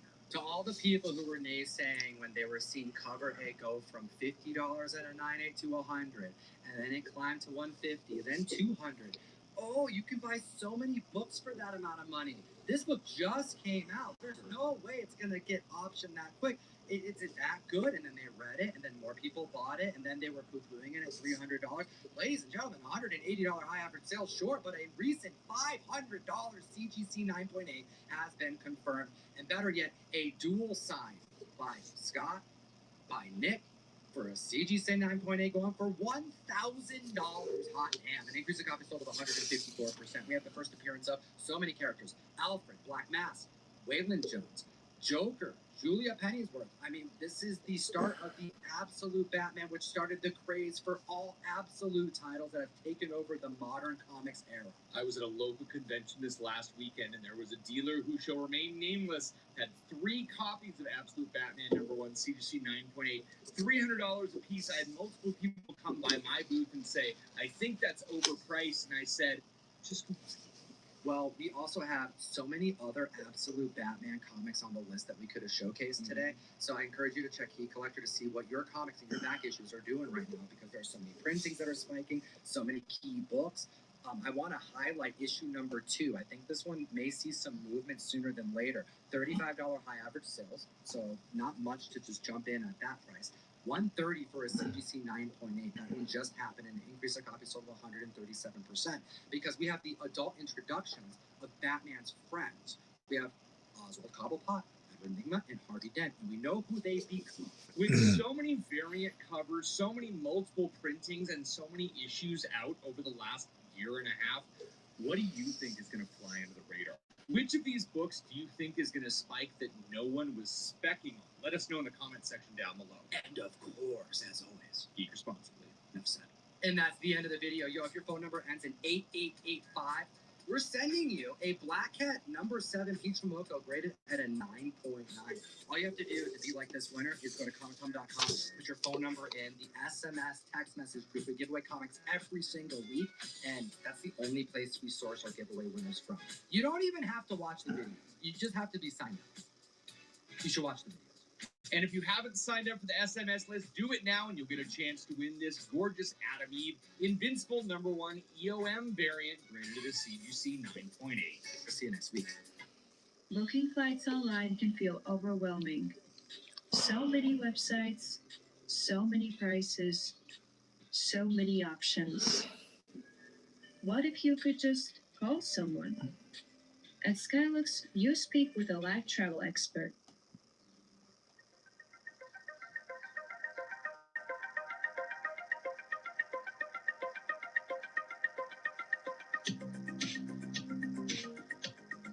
Let's start with what seems to be the most controversial thing somehow. And when I say controversial, take that with a grain of salt. It's not that important. But Supergirl came out, and I think it's fair to say that the reactions are all over the place. Look, I'll just give you my Anybody see Supergirl? opinion, because I did see it. I liked it. I didn't love it. It isn't better than, say, Superman. But I had a good time. I didn't think that there were any inherent big flaws with it. It wasn't perfect at all, but I'd probably give it something like maybe a 7 out of 10. I liked it. That's I good. had a good time. I went with a bunch of friends. That's I good. went 7 out with of 10. low expectations because of what I'm about to talk about, which were some of the reviews mixed. I liked it. I'll talk a little bit more about it at the end of the show when I'm drawing, but I won't do any spoilers, so you don't need to worry about any of that. Yeah, the jokes weren't going over huge, so I kind of phased that out. It was a fun experiment for me. So, first of all, the critic score, the average on Rotten Tomatoes anyway, which isn't perfect. It just says that 54% of critics gave it a positive review. Pretty low, though. However, the audience score is 76. That's quite a gap. And that's with, some outspoken critics that are more like fan critics, kind of review bombing this thing. There's a lot of reviews out there. But that's quite a spread. That's quite a spread from what a lot of critics are saying versus what fans are getting out of it. Beyond that, I'll just say the weekend box office, not very impressive, to be honest. 68 million worldwide, 38 million of that came from here, but it is $175 million budget. When you factor in that, the studios don't get all of the money from the box office, they get a huge chunk in the first week, and then it slowly drops off. Plus, they have to spend marketing to advertise. Not great. The only caveat to that is we are in a very much new era of media where there's tremendous value to these movies on streaming, because this type of content, to really turn it into just pure business terms, it does get people to either sign up or renew their streaming memberships on places like HBO Max. Mm-hmm. It's not like they've got an exact formula, but if they keep putting stuff on there, they get a lot of money through those monthly subscriptions. Struth. So the studios are sort of like, if we get to sort of a break-even point, or even a little under break-even in the movie theaters, we will ultimately turn a profit as soon as we can put it on a good streaming service that we control. So that is a huge difference from even 10 years ago. But anyway, it's weird. It's weird. I was a little surprised. I thought Supergirl would be popular enough that more people would check it out than this. That's not super impressive. I think adding Lobo was a fine choice because that probably does drum up a little bit more interest. He's not strictly necessary to this story, but he fit in a perfectly appropriate way. Reviews, I think, if there's any consensus, even the ones that complain, a lot of people that are reviewing it, even if they don't give it a perfect review, are shouting out Millie Alcock's performance. And I agree. She does a really convincing performance of this version of the character. I believed in that character 100%. And the criticisms seem to be mostly on action scenes, which I didn't 100% agree with. That's probably why my review is higher. Anyway, no spoilers here. I'll just let you know that there is a difference in the ending. There's always going to be changes to adaptations, right? But there is a difference to the ending of the movie versus the ending of the comics that it's based on. There's quite a few differences, to be fair, but there is a different ending. And I've been reading some interviews by the writer, the screenwriter of the film, Anna Noguera. And I sincerely believe, this is just me, I sincerely believe she misinterpreted the final pages of Supergirl Woman of Tomorrow by Tom King and Bill Cassidy and Whoops. Matt Lopez. I really think she honestly completely misinterpreted it. So post battle with Sentinel, he's got shrapnel, he's got all kinds of scrap metal sticking out of his skin. Because that's how you read the comic, like that is not what happened. I will be auctioning this off. However, when it's done. Mitigate that by saying one thing. Even though it's different, but if you can't wait, in this version, if you can't wait and you want me to auction it off for you, I can do it now, and you can watch me finish it. And you can say, "Hey, everybody, this is my piece that Joe's working on right now." Just let me know in the chat if you want me to run it early. And then it's my goal to always be here on Thursdays. I'd say 95% or more. I've been live streaming on Thursdays for over 3 years, so good for me. So planning to be here tomorrow as well. So if it doesn't sell today and you want to stop by tomorrow and check it out, you can do that.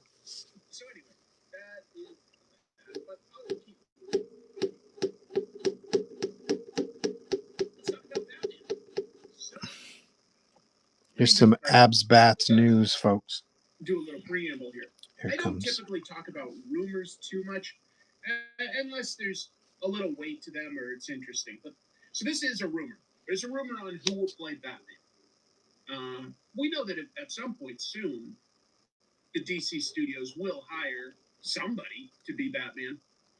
A lot of comic book sites are already reporting this as fact, but it is a rumor, okay? It's a rumor, but it makes sense. Let's see. So it started with Canadian film critic. He does a YouTube show. I didn't put his name in there. John Campea is who I meant to put in here. Sorry, John Campea. He said that he heard from somebody that works at DC Studios that would be in the know that they have cast Batman, and it was somebody that he wouldn't have guessed. Okay. But then to follow up from that, the Hollywood Gossip Insider account, My Time to Shine Hello, replied, I've heard the same thing. It's Tom. Just Tom. However, from there, a bunch of other sites interpreted that. Anybody recognize this guy? I would say it's unlikely. he's more or less an unknown. Probably even more of an unknown than David Corenswet, who I would say was relatively unknown when they cast him as Superman. But this guy is British actor, of course. Tom Brittney. He's 35 years old, so they're going obviously for a slightly older Batman this time around, if this is true. But he was supposedly one of the 3 people that auditioned to play, or the 3 finalists that they were considering to play Superman.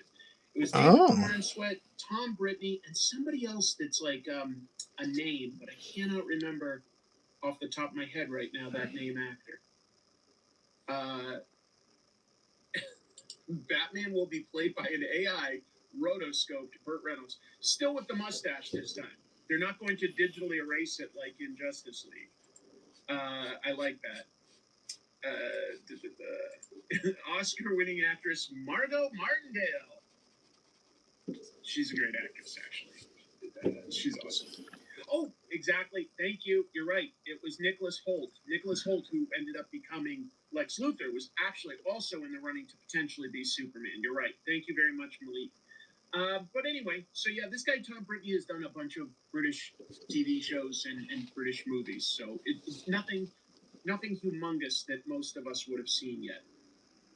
But supposedly that's the guy. So here's what's for sure. Clayface is DC's next live-action film. That comes out the end of October, right around Halloween. And there has been persistent rumors that Batman will have a cameo of some sort in there to tie it all together, which would make a lot of sense because otherwise it's very sectioned off from everything else they're doing. So we'll see. Looking at the guy, I go, sure, right age, right credentials. Look at that jaw. Like, you cannot illustrate a jaw. That's why This perfect. So, cover this top up. Everybody. this Batman casting was from an OnStar commercial. And go, is that Batman? Sure. That the jawline We'll see. and chin is so important. That's why Michael Keaton could never be my favorite Batman. Oh, the sipping guy. The sipping guy is here. If you haven't heard, this is pretty big news. There was a film festival this past week. It's called the Annecy International Film Festival. And it was there that DC Studios and Warner Brothers Animation made an announcement together that they're making an adult-aimed animated series based on Absolute Batman. Holy shit, it's true, folks. Is that all of a sudden Absolute Batman has once again skyrocketed in value on places like eBay. So if you've got a first print of #1, I saw them going raw for literally $300. Pretty amazing for a book that isn't quite 2 years old. Very cool. And has had 11 reprints now. I think I've got the count right on that. 11 reprints. There's a lot of interest and a lot of love for the Absolute universe. No question. Let's see. So, Absolute Batman writer Scott Snyder will be one of the executive producers and the showrunner. This is so close to that manga to anime pipeline that so far we've kind of only really had Invincible prove that can work in the American system. Once again, same people working on a different version. And what does it do? It's already feeding interest into the first version. It doesn't diminish value or interest from the comics. It increases the interest in it. And also, Nick Dragata, thank God, is a producer on the new animated show, so he'll have cool. Plenty of input. I was stunned to see this, and I was like, boy, does that make sense. I also quickly put on social media as soon as I saw this, maybe we'll finally get an Absolute Batman logo t-shirt now that it's a cartoon. My friend West Coast Avengers in the chat has been saying that from the beginning. Why, when you've got the most popular comic right now, can you not get merchandise for this thing? It's crazy how slow DC can be on this one thing. It's the only thing Marvel is kind of doing right, is that you can still get t-shirts, comic book boxes, and action figures based on their latest versions of their characters and the art and the covers and stuff. Believe it or not, you cannot buy right now an official Absolute Batman logo or Absolute Batman artwork t-shirt. They don't exist yet. Who's the designer? I wonder. That's crazy. That is money left. If I were the designer, I'd be all over that. Yeah. Absolute no-brainer. Thank you, EJ. Graffiti Designs did do a good job, and they kept things coming out. So anyway, that's pretty well. Anyway, the show is apparently going to be done in CG, fine, and it's going to follow the comics. If you haven't read them, the biggest difference is that this version of Bruce Wayne, beyond being an absolute brick shithouse, he's 7 feet tall. He's not a billionaire. There's a lot of little differences, but it positions him way more as an underdog. Except he's 7 feet tall. Smart, very, very capable, but he's trained himself in a very different way. He's got a very different background. The villains have a very different background. There's a lot more horror elements to it, but I love it. I've been enjoying the hell out of Absolute Batman. And I thought, why is it that can pick up something like Absolute Batman and have a pretty darn good time every issue.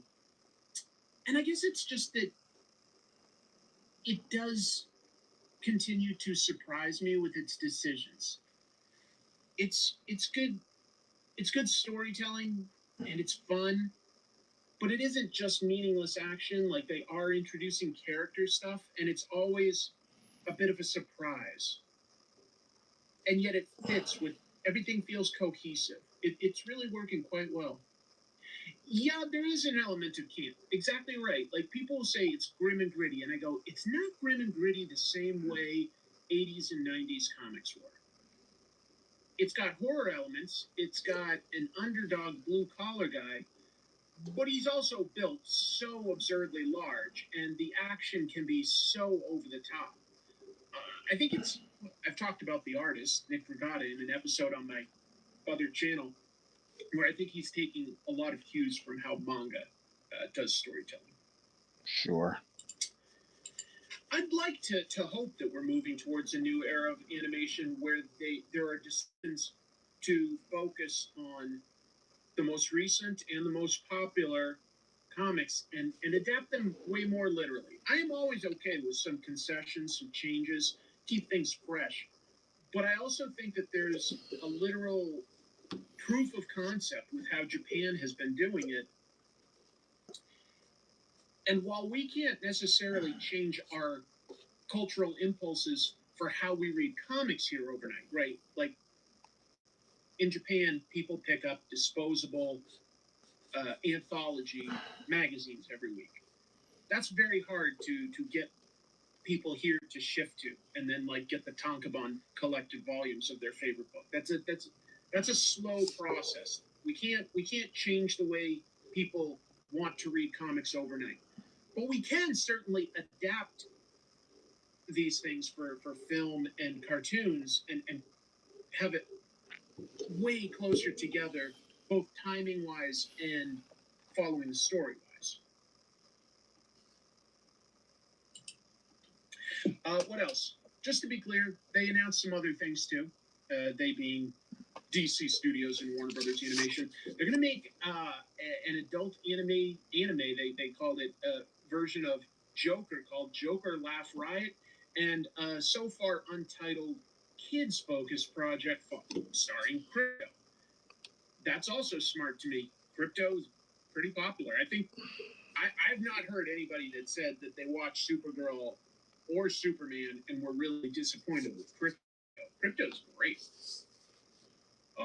Totally agree with you. Would love a very loyal Hellboy adaptation. And I'd take that animated too. Like, animated would be great for Hellboy. Animated would probably be better than live action. I've enjoyed some of that. Can go there. I think a really high-end animated Hellboy, that's the way to go. I can go there. Using Mignola's style. Laugh Riot will be directed by a guy named Yasuhiro Aoki, who has directed stuff like Steam Boy, as well as that last Lord of the Rings movie. It did get into theaters, War of the Rohirrim. The movie is going to... I called it movie. I meant animated series. Joker is going to sort of turn him into more of a vigilante, where Batman has been killed, and Joker is hunting through the criminal underworld to figure out who did it, because he has no direction without his adversary. I feel like we've gotten some stories like that before, but not quite as to the point where that's literally dead. The Crypto one. Oh, this guy. This is aimed at kids. Am I the only one who gets with a gang of misfit whacked out when he sips his coffee? As he follows them into misadventures and poorly laid plans, Crypto's pure nature slowly ends up redeeming them, whether they want it or not. Sure. Sure. You know, I know Steam Boy did well. I never saw that one. Anyway, yeah, I guess this guy, Aoki, worked on that one, I think as the director. There have been a few Hellboy animations. I'm talking about, I would love something, a prestige series on, we'll say HBO or something like that, or a full movie. I didn't know there were Same sort of production Hellboy level as animated Ninja shows. Turtles, Mutant Mayhem, or Into the Spider-Verse. If I think did, I Hellboy forgot. would really fit that kind of stylized, big scope. Oh, okay. Well, I trust your opinion, Beowulf, so I'll try to get around to it at some point. They did release that, and I think a lot of the reviews were saying, looks good, very repetitive play, and so I don't think the game did that well. I was definitely planning on getting it. I don't think it was like, they said that like the gameplay was bad, but it was very repetitive, so it wasn't super fun. Anyway, I think that is pretty big news. The idea of taking something as huge as Absolute Batman, and less than 2 years in, we're going to do an adaptation, and we're going to bring in the same artist and writer to oversee it. Oh man, absolutely, Black Sad would be fantastic. Black Sad would be popular. Black Sad, yeah. It's wild that they have, I mean, especially because the artist on that, like Juanjo Guardino, has an animation background. I believe he worked briefly with Disney. I want to say on maybe Hunchback of Notre Dame. It's hard to remember.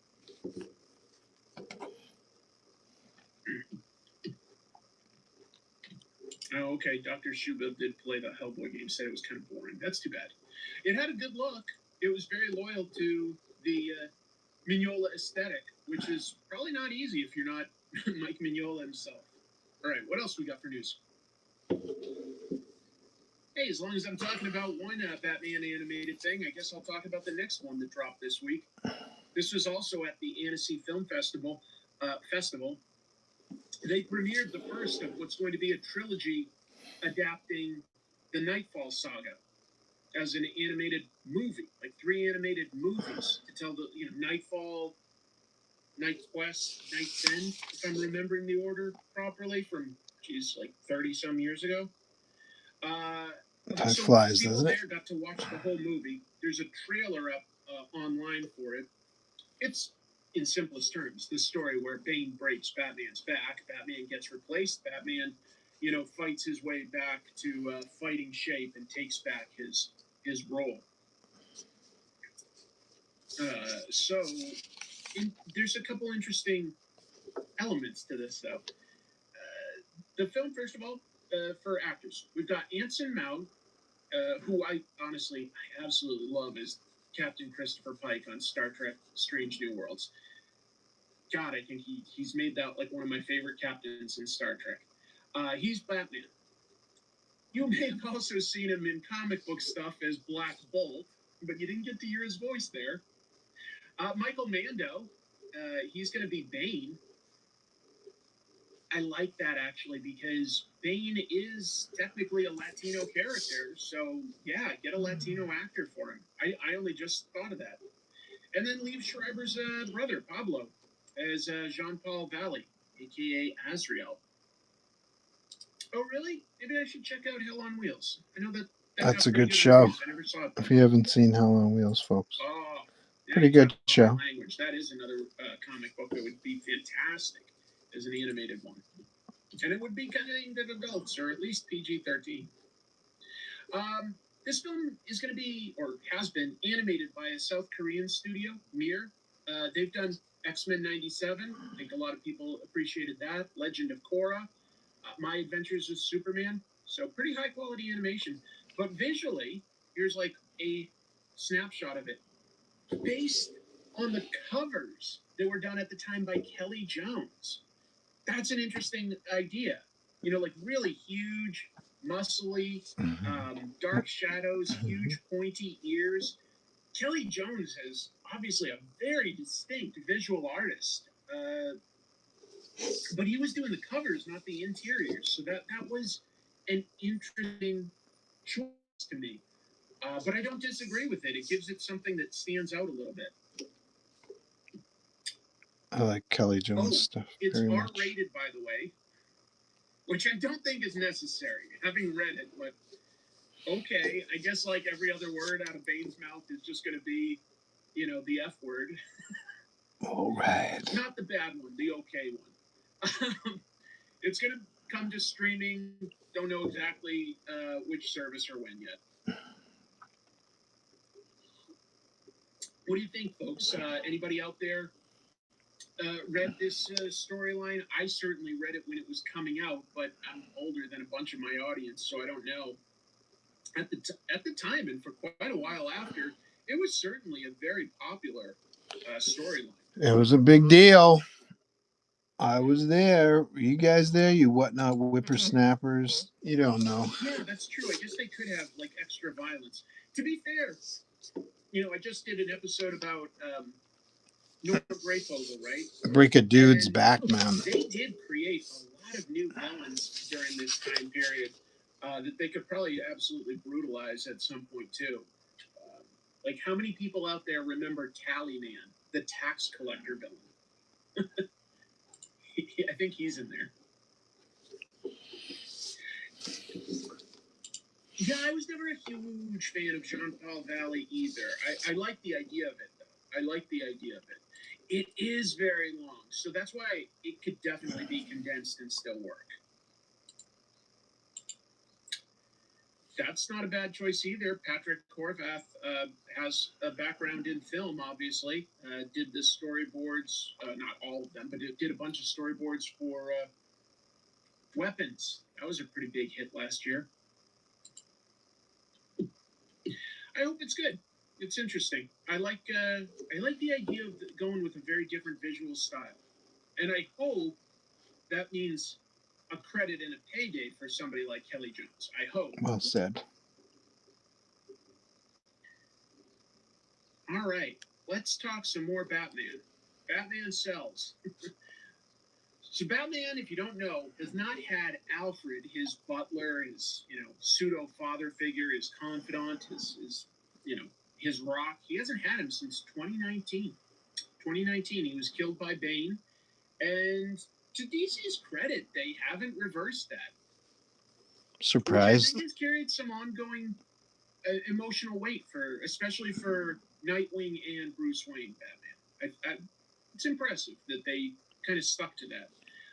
But the solicitations for Batman number 12 by Fraction and Jimenez indicate that there is a replacement on the way. He's finally going to have a butler again. The solicitations specifically read, the late Alfred Pennyworth provides a gift from beyond the grave with the arrival of a brilliant new ally to the Bat family at a time when it needs one most. Apparently, this new character is called Verity Pennyworth. So, don't know exactly what that family connection is, but Alfred has somebody in his family that he's sort of said, like, hey, one day my family's going to need you.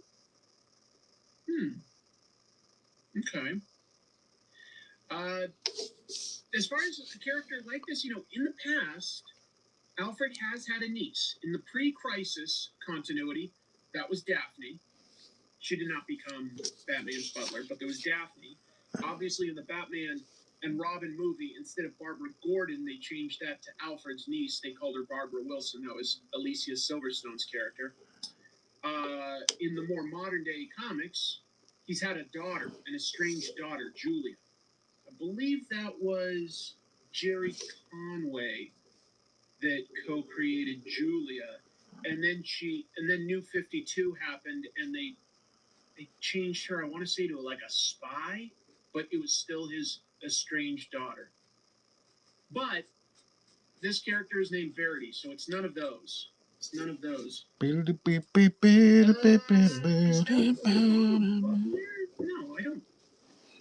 I think women can be butlers in the modern day. We're not in like 1912 England. Is it called? What is a female butler called? Yeah, simply called a butler. Okay, so you were just making a joke. Sorry. They are still called a butler. I'm sorry to be naive there. I was like, is there a different name for it?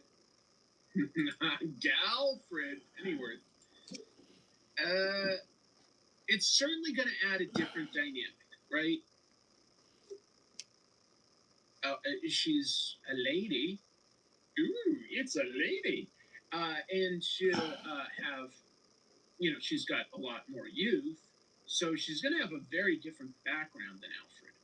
And she's not going to initially have that close familial bond that Alfred slowly gained. Maybe someday I've got to do an episode about Alfred, because Alfred went through a lot of different character iterations before what we recognize today as Alfred. Boy, I'll say. Pre-Crisis, he started off as like a total goofball joke character. He was always sort of bumbling around, maybe trying to like be a detective himself wannabe sometimes. detective. And then he slowly became like, more of a serious ally, an older gentleman. And then he actually died and came back as a supervillain. He was the supervillain called the Outsider for quite a while before DC rebooted things with Crisis. And then ever since Crisis, Alfred did start as, like just a butler, but slowly the mythology built that he was the guy that raised Bruce when his parents died. That's a very, when you consider the whole history of Batman, that's a more relatively new idea. That's not something that was there from the beginning. So Alfred has a lot of interesting history to him.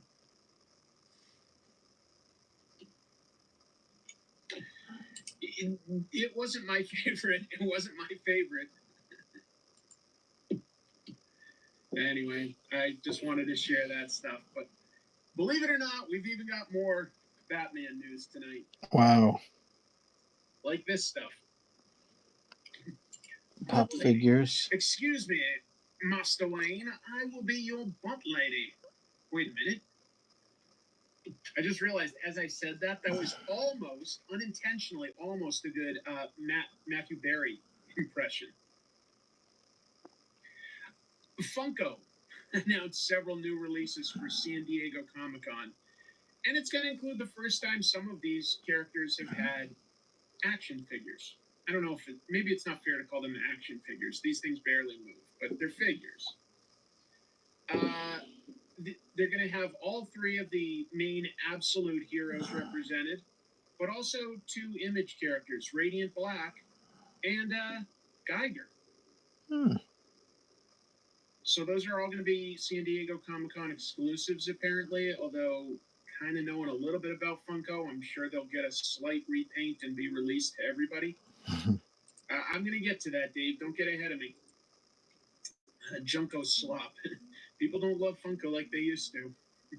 I will consider getting the Radiant Black one, because I do like Radiant Black, and it's the first time he's had an action figure. Pretty limited supplies, though, so they're trying to create interest by doing limited runs.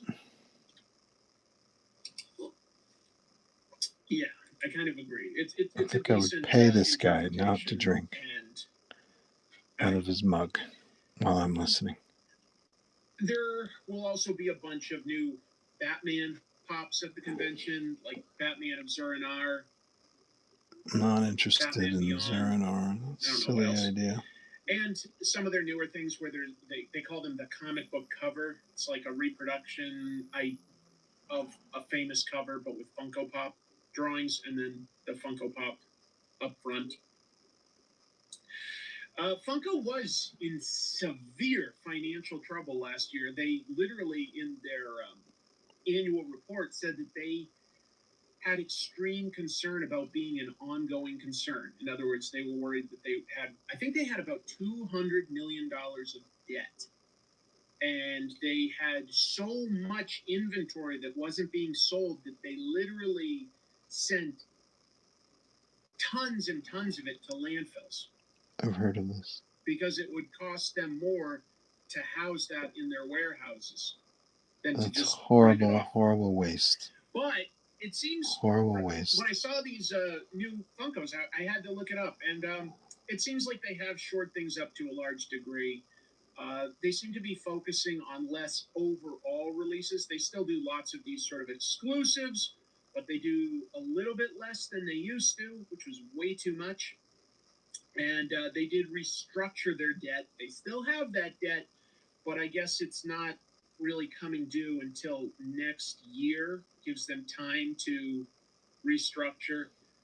If they can sort of break even this year, and apparently the first quarter this year, they actually made a huge profit again. So anyway, look, I'm burned out on how similar and dead-eyed Funko Pops are in general. And at the same time, it's a big employer here in Washington State, actually. Really? And, you know, Interesting. if they could, I just think, Tell me more. if you're going to make this many toys and you have like this much plastic and stuff, can you just add a little bit of articulation?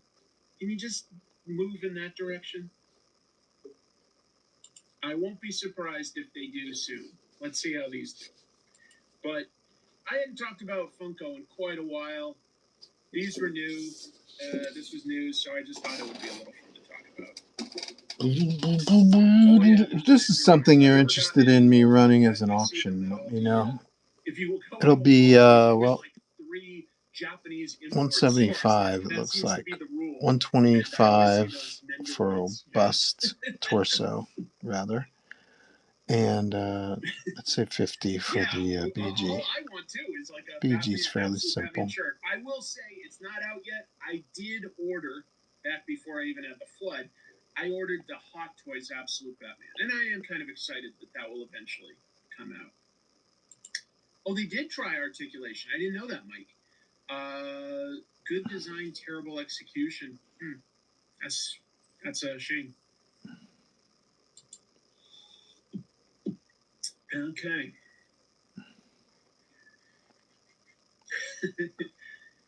Gotta give you some funny stuff in here.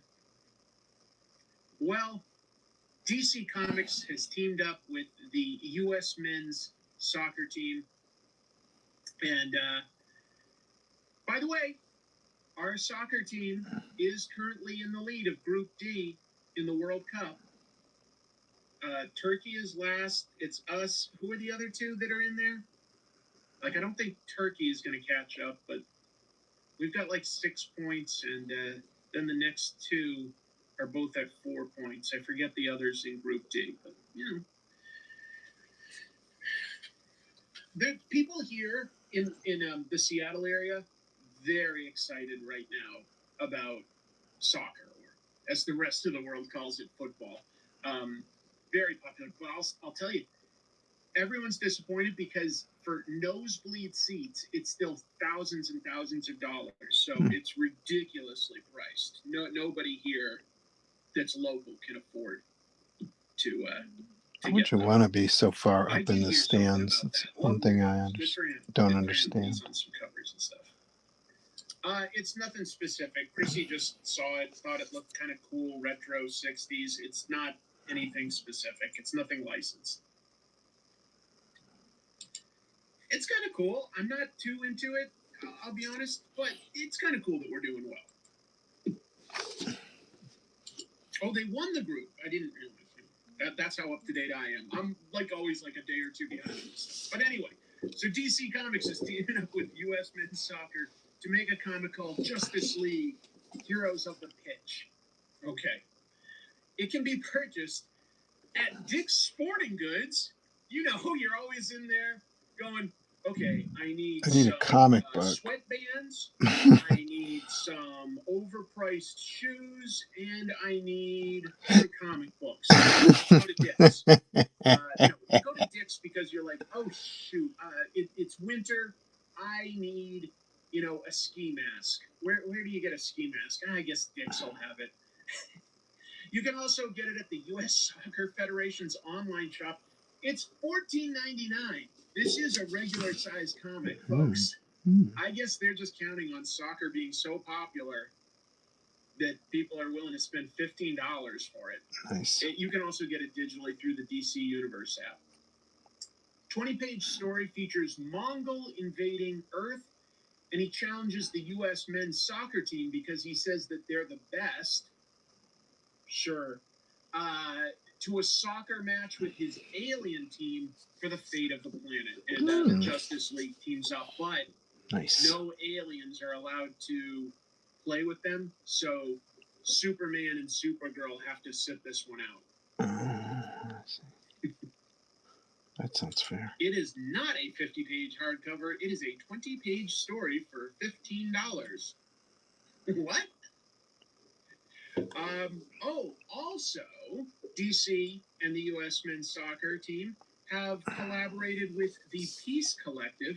That's a Canadian clothing brand that donates some of their profits to charities like mental health and homelessness and stuff like that to make some merch. Okay, so we've got DC, we've got U.S. men's soccer. They're going to collaborate, and these clothes will give some money to charity. But the merch doesn't make a whole lot of sense to me.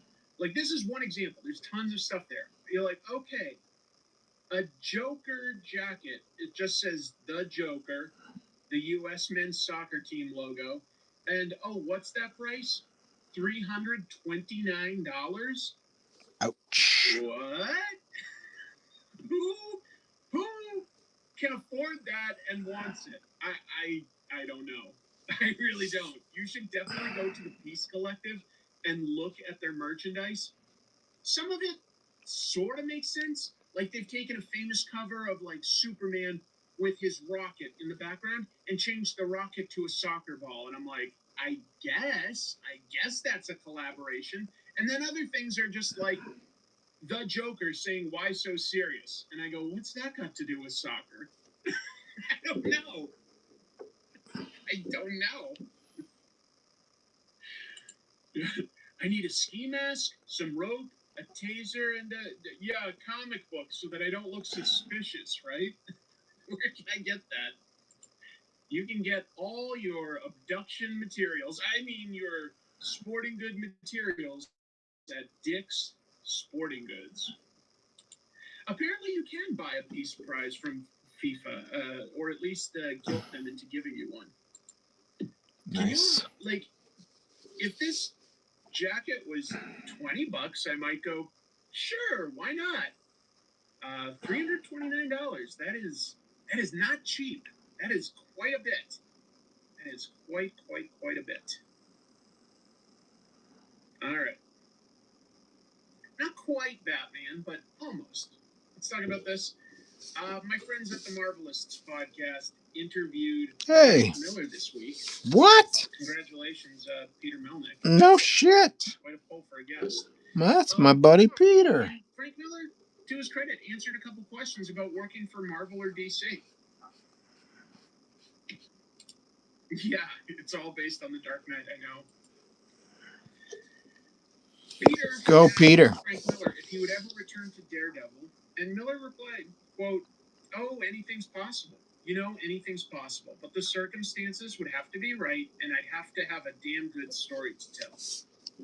Marvel sees how you have next to no direction right now. Maybe jump on that. He was also asked what DC character he'd consider reinventing for the Absolute Universe, to which Miller said, "Oh, I don't know. I'd have to give that a good think. I've got to pick someone rather really unpopular. I don't like to run with the pack. I'd rather look around for someone that could use a rediscovery. Gotta admit, kind of like that idea. I don't need to see another Frank Miller Batman anymore.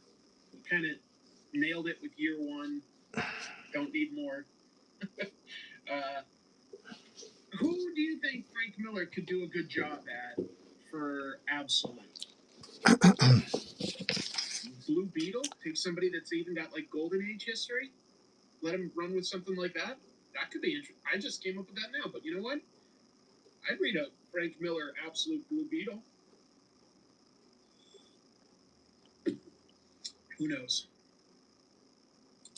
Him writing Daredevil like The Dark Knight Returns would be interesting. Yeah. No. Beyond his great, my favorite stuff of his is his early Daredevils.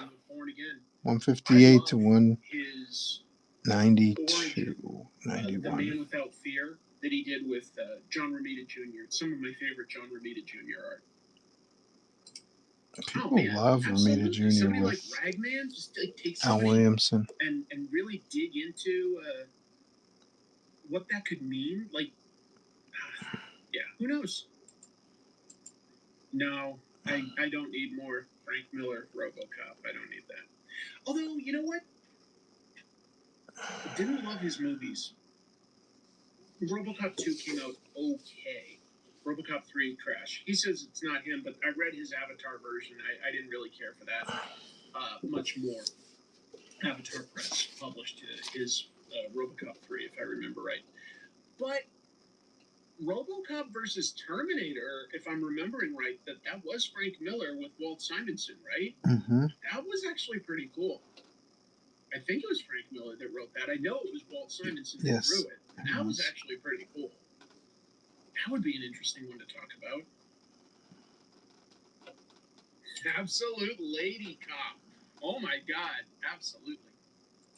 Absolute Vixen, sure, but you know what? That should probably be given to some sort of prominent black creator. It should be. At least initially.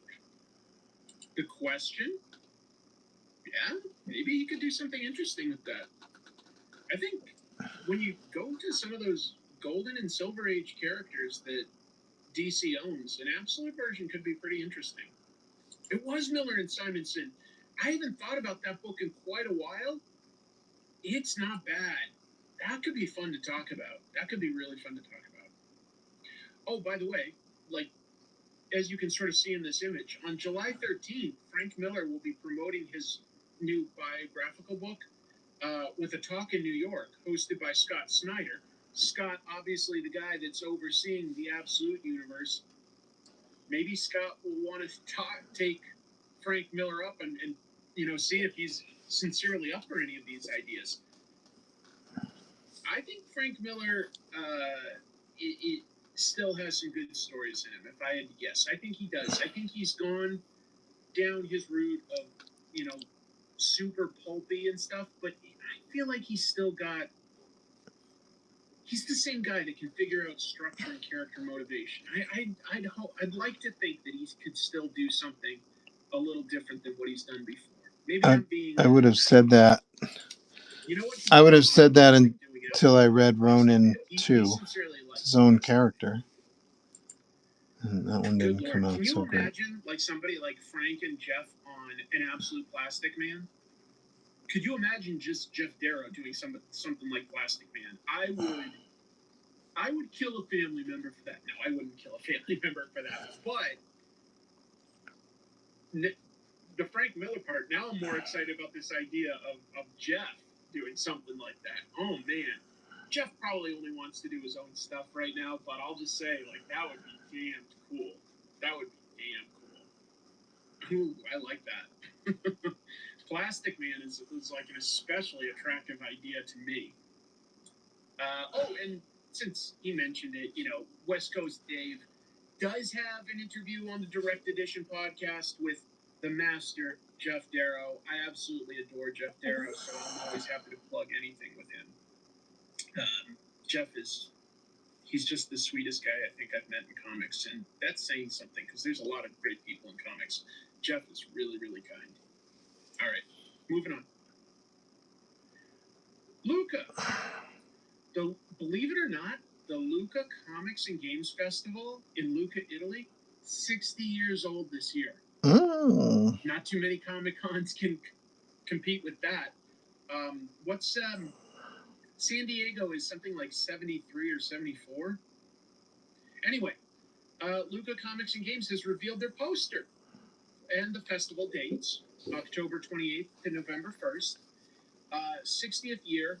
All these characters, we may not know them, but they're pretty famous European characters. So there's a lot of history being represented here. So the cover, I also want to point out, is by artist Claudio Castellini, who was born in Rome in 66, and that's the year that Luca started. This is a pretty famous Italian comics festival, one of the biggest. Maybe the biggest, I don't know. Castellini made his name on a bunch of cool Italian comics like Nathan Never and Dylan Dog before he became the first Italian artist to work on Marvel Comics from Italy.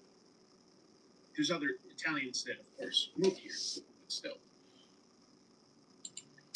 I don't know. I certainly popularized it. So there's some nice history there, like with both the artist and the convention. Anyway, September 24th, it's not just about comics, it's also about games. Luca will release an 8-bit game as an app. I'm going to sneeze. Bless you. Bless you. Terrible host.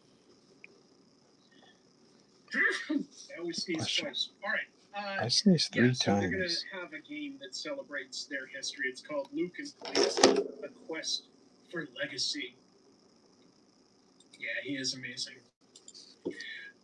Mel Brooks is a lucky guy. To make it to 100 and still be all there mentally and be able to walk around and stuff, pretty awesome. Pretty awesome. Good gig. Luca promises panels and exhibitions honoring Lucky Luke, pretty famous. Very famous cowboy strip. Western comic from over there. Tilly Walden, Go Nagai, Frank Miller, Jonathan Hickman, Peach Momoko, Seth, artist Seth, Korean webtoon master JH, Taiwan's Chang Sheng, who's up for 2 Eisners this year, and a bunch more. Pretty cool. Oh, don't worry about it. Don't worry about it. I'd love to go to something like Luca or Angoulême someday, like a European big convention, a festival. I would love that. Here's a weird story, folks. All right, so this guy that you see there is a comic book and pop culture writer and historian, Andrew Farago. I might be mispronouncing his name. Well, he's been arrested this past week after allegations of recording people in his bathroom while they attended a party. Ew. Gross. Gross. Come on, buddy. According to court papers, a woman found a phone containing several recordings, including a video of Farago setting the phone up, concealing it with a towel, and aiming it to record people's genitalia as they used the restroom. Come on, buddy. Again, gross. Do we need to do that? Farago was the curator of San Francisco's Cartoon Art Museum from 2001 until apparently this month. Don't know if that's related or a coincidence. He's authored books like The Looney Tunes Treasury, Teenage Mutant Ninja Turtles, The Ultimate Visual History. Actually, I think I have that book now that I think of it. I'm pretty sure I do. And The Definitive History of Batman. Oh, boy. On June 3rd, police arrested Farago in his home in South Berkeley, California, on 20 counts of invasion of privacy. Oh, I'm boy. pretty sure that means that he did this to 20 different people that were at the party or something. Oh, my. According to the Berkeley Scanner, local newspaper, charges have not yet been filed, and authorities said they cannot release more information as the investigation is ongoing. However, I don't think he helped his case with this. The article says Farago emailed his guests admitting he did this and apologizing. Whoops. Yikes. I don't know what the punishment is for something like that. How about jail time? No idea. That's the kind of thing I guess ChatGPT is for, right? Because No. I wouldn't know where to begin looking something like that up. Yeah, I'd never heard of him either. This was not a great introduction. It does sound like something somebody from the Elpingville Club would do. If you don't know that, really funny comic by Evan Dorkin, folks.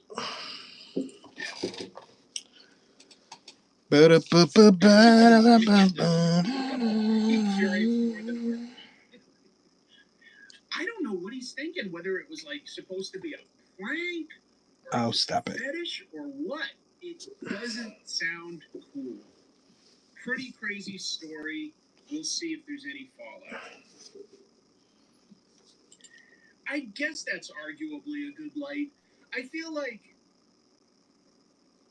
the search functionality of AI is going to be the lasting impact from it. I think it's too expensive to ever function right now, anyway, on any meaningful level for creating images and videos. I think that will ultimately fail. It might face a lot of legal challenges. I hope it does, but it also, the amount of resources it sucks up, like these AI companies are losing so much money on it.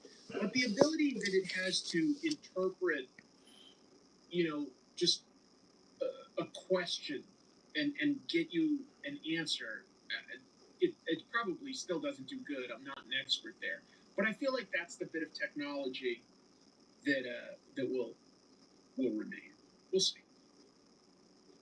That's exactly. That's what as I start to say this, I go, but it might just give you a convincing answer, and it's not right. So who knows? But I still feel like that's a possibility for the future. Like if we Google something, that technology will somehow be refined and be used. But that's just me speculating. Hey, speaking of AI stuff, I've got an actual news article about it, and this is pretty cool to me. Naoki Urasawa, one of my favorites, maybe my very favorite living storyteller in comics. Pluto, Billy Bat, Monster, 20th Century Boys, Master Keaton, Urawa, Pineapple Army, Asadora. So many good comics, manga, but so many good ones. He's my favorite. Well, he's going to launch a new manga series, Saigo no Manga Yoshitsu. I was going to say I didn't pronounce classroom right. And it means the final manga classroom. What is it about? Well, I'll get there. It's going to appear starting in the August 12th issue of Shogakukan's Big Comic Original Special. I think that's a monthly. He's still doing Asadora, to be clear. Nope, he is still doing Asadora as well. He's often done about 2 different comics at once. He usually has an overlap. Maybe not. We'll see. The magazine announced the upcoming manga with questions, and I'm not great at translating this, but it is asking things like,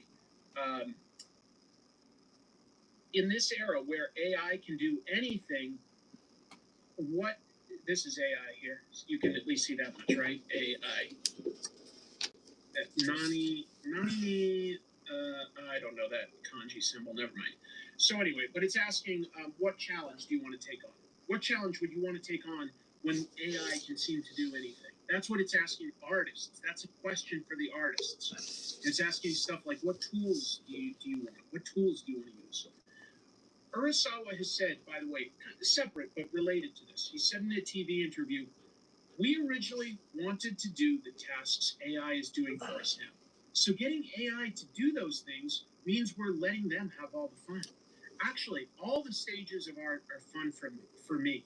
From sketching to coloring and shading, I want to do all the shadowing myself.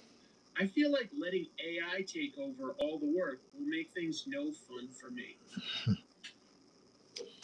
Urasawa has always been good about blending comic books or manga, I'll call it, manga stories with the meta narrative of the making of comics. He's made some comics about like himself making comics. He's made some short stories. I want to say there's a good anthology by his called something like Sneeze, if I remember right. And of course, he's created the show that's still running many years. It's been over a decade on Japan's NPR, or version of NPR, called, what, NHK is their channel, I want to say? Anyway, Monben. Monben is this amazing documentary show where he follows a manga creator in their studio for about a week, and then they look at what they've created on a projector and talk back and forth about their choices, about like why they're doing a certain storytelling things. It's what inspired me to create comic tropes. Very much the main thing that inspired me to create comic tropes. That's cool. So yeah. Love it. I wish I had like some other art to show you. This is just an ad for it, but it sounds interesting to me, and he's never made a bad story. A video about your dad. Yeah. Toasty 381's dad walked around and his shoes started stinking. I don't know what I'm going to say about your dad. I don't know who your dad is. Turtles live on stage. There are a few episodes that have subtitles on YouTube. Yes, there are a few with subtitles.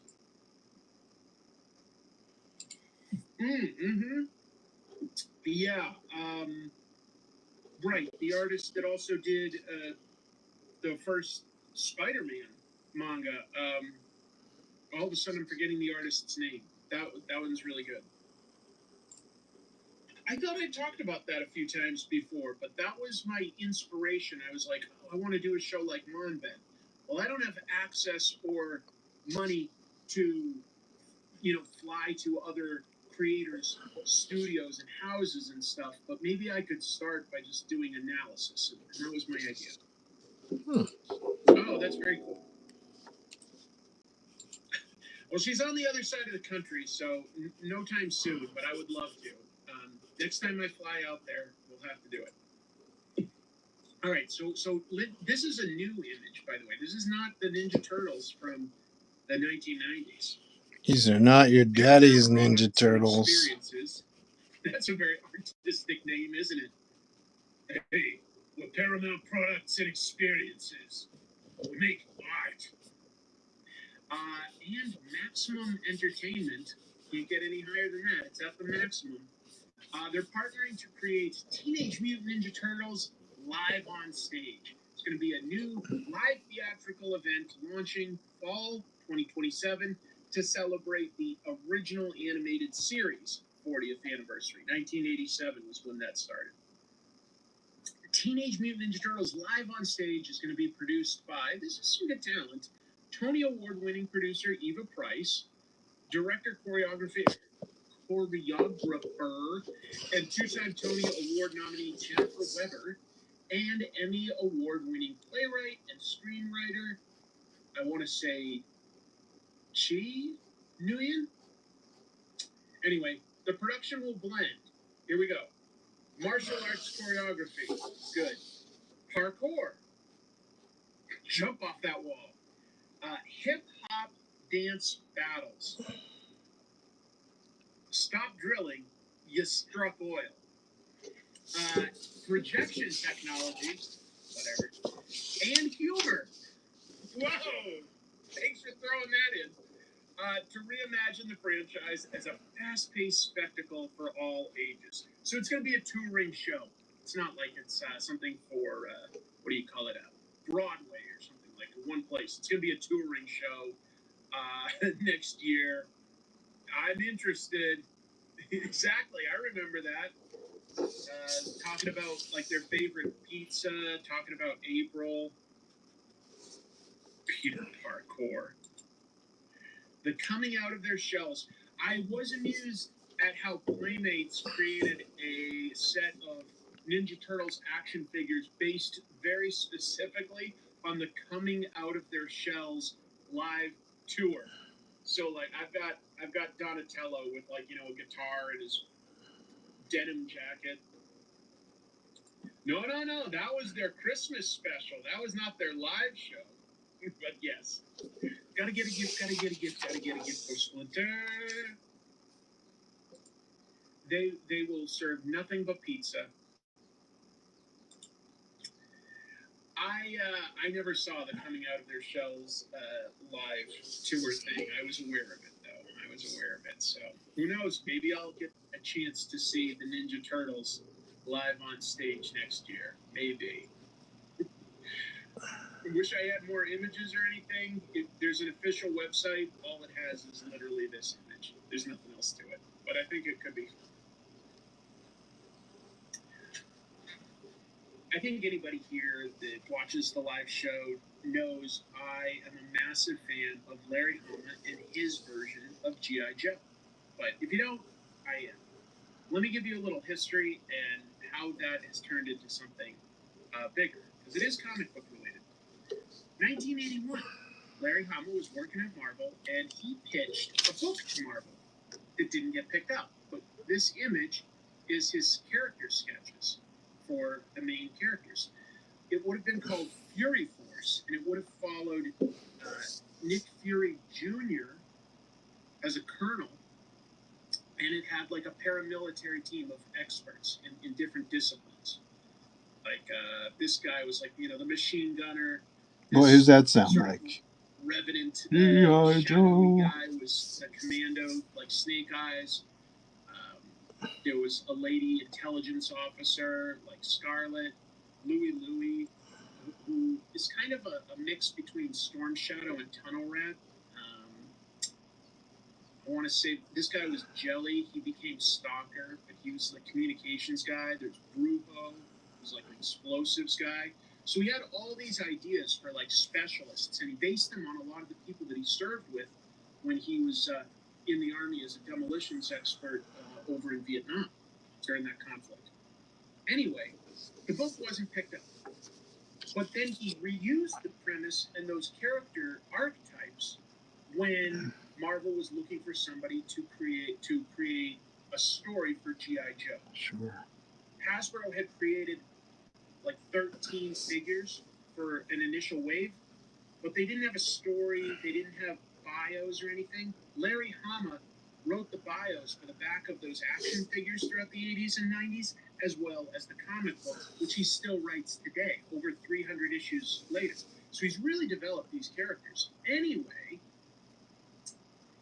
this past week was Joe Fest, a fan G.I. Joe convention, and he's probably the king. A small toy company called Big Bad Workshop. They showed off prototypes of 1/12 scale figures based on his original Fury Force. So this was originally going to be a Marvel comic. The ideas were redone and became G.I. Joe, but not the same guy that was Scorpio. It was going to be a new character at the time.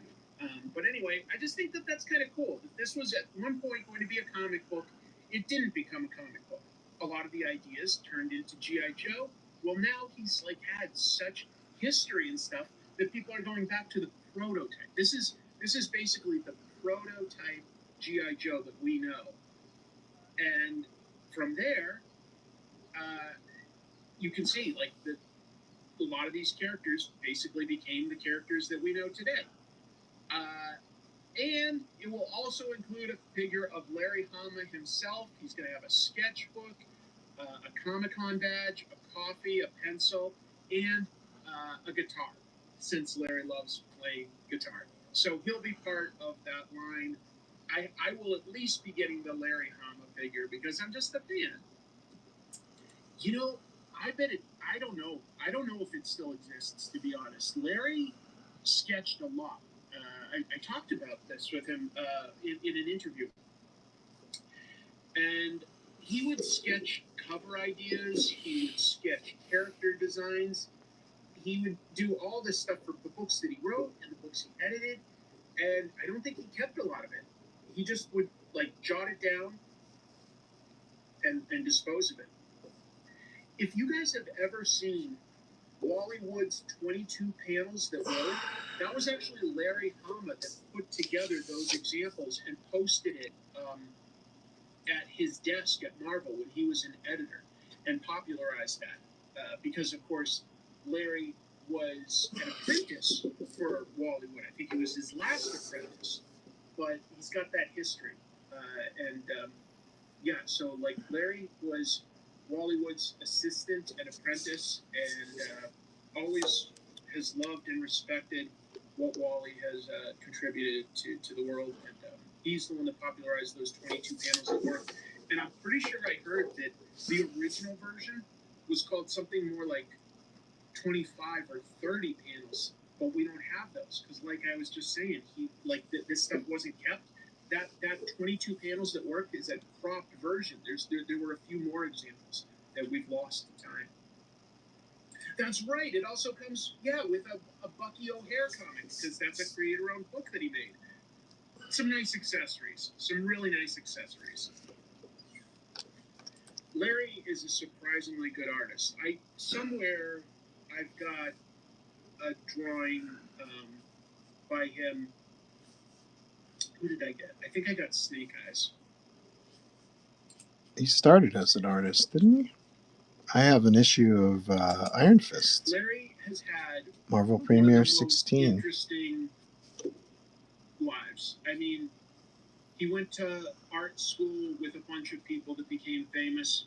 He signed up with the Army and was an explosives and ordnance guy over in Vietnam. So he served in country. He's worked at Marvel, of course, as an editor and created all sorts of creator-owned comics, wrote for Wolverine, G.I. Joe, all this stuff. But he also Venom. He was in a band for many, many, many years. He's been in TV and film as an actor. He's been on stage on Broadway. He studied archery and katana stuff. He's just a man. He's a Renaissance man. That's what I'd call him. He just knows so many things. Yeah, he was in an episode of MASH. And he was in an episode of Saturday Night Live. I mean, he's basically a background actor. But yeah, Martin Sheen was the host, and they did an Apocalypse Now parody, so they needed some Asian actors to portray the environment, and Larry Hama was on SNL. Oh, that's cool. Yeah, he did Wolf the Barbarian for Atlas. He also did Planet of the Vampires. He wrote for Atlas Comics. Just a super interesting guy. I love Planet of the Vampires just as a title. Yep, Tunnel Rat is based on his appearance. The G.I. Joe figures that Hasbro created, they would often create a likeness. They were kind of simple likenesses, but a likeness for people that worked for Hasbro that eventually included Larry Hama, or they would use real people's names. They would never do that today. Yeah. There's a lot I could talk about with Larry Hama. I find him one of the most interesting people in comics.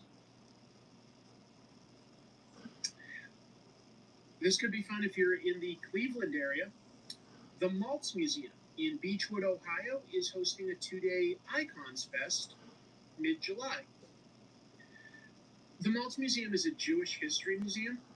It's in a suburb of Cleveland, and they have almost there. Dedicated to the history of local comics creators. Almost there, folks.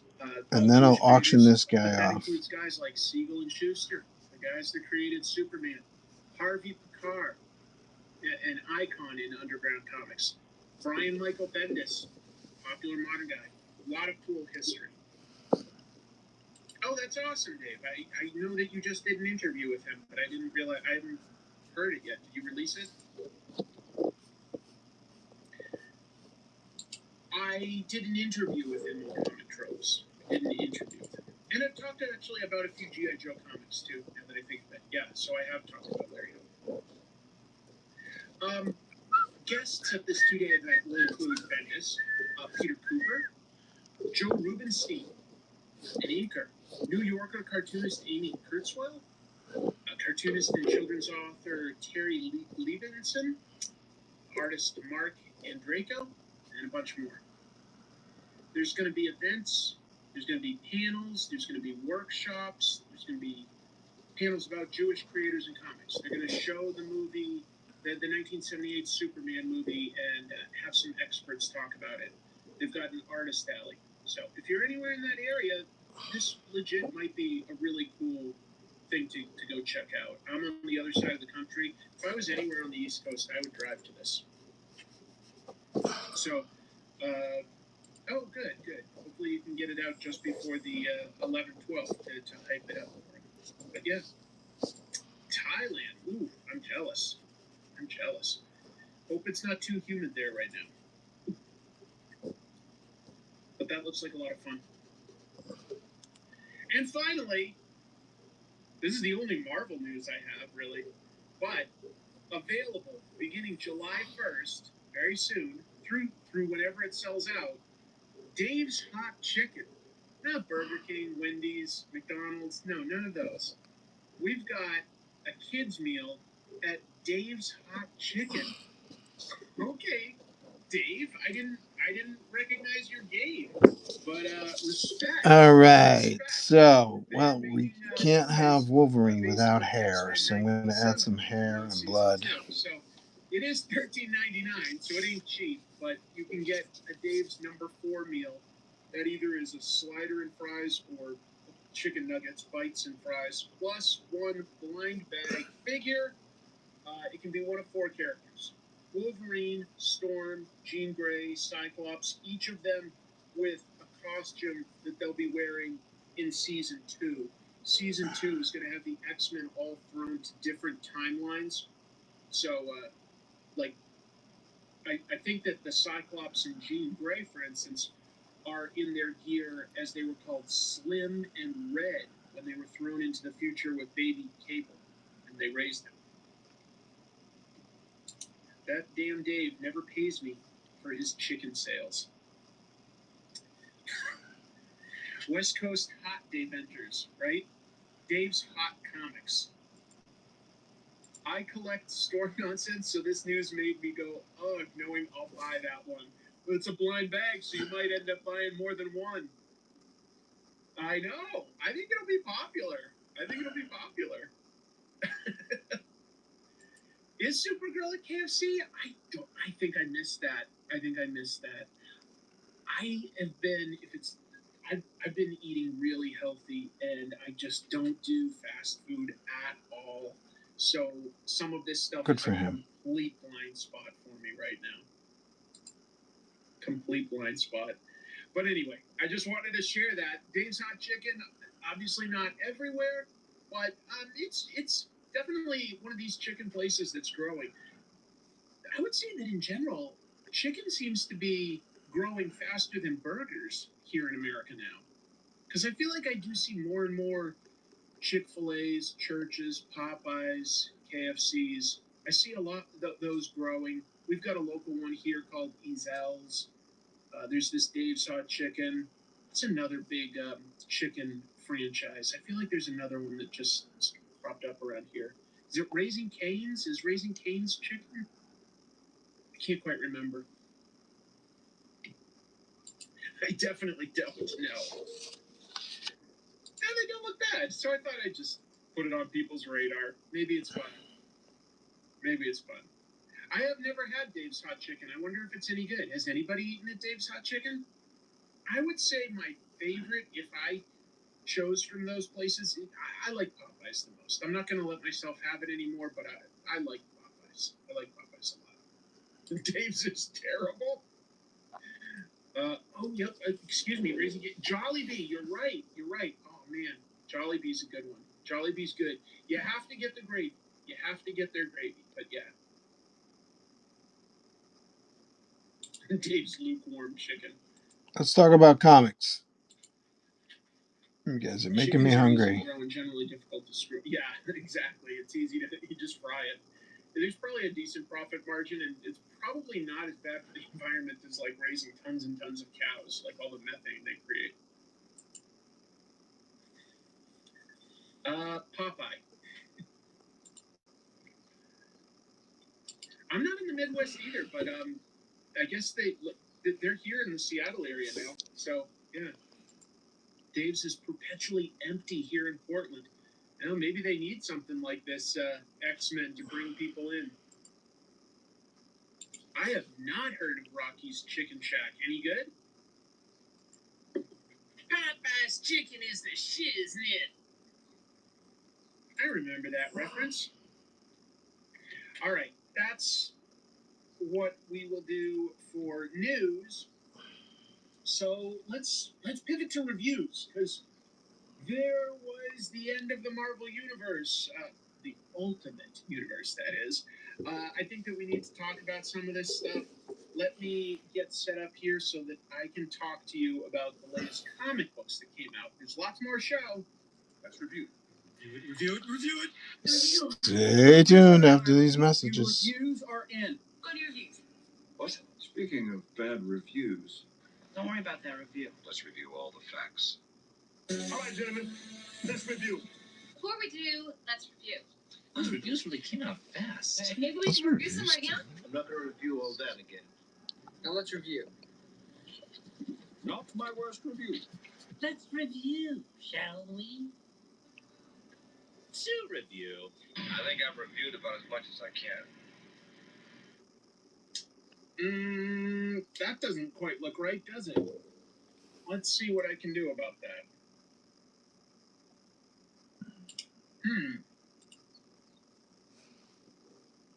Never really had that before. Everybody's having tech issues today. Yay! Sorry, folks. I've got a second camera here that I'm trying to turn on. There we go. There we go. Sorry about that. Let me zoom in a little and get that positioned.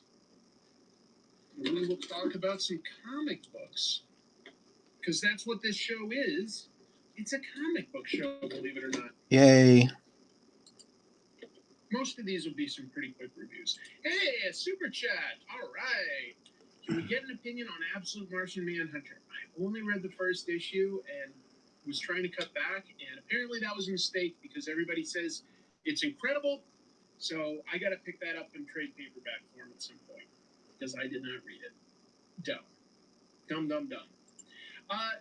So I don't know if anybody else got this. I got a free Supergirl issue 1.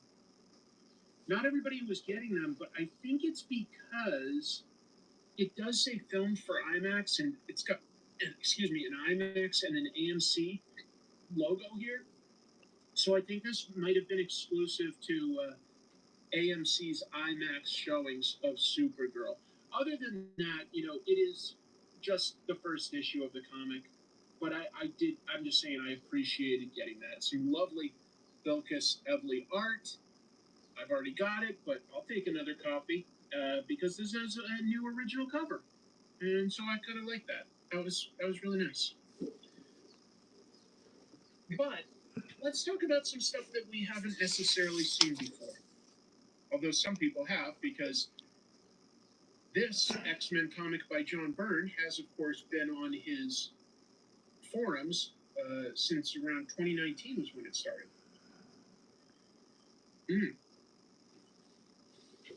I'm still reading through it, to be clear. But I got a copy.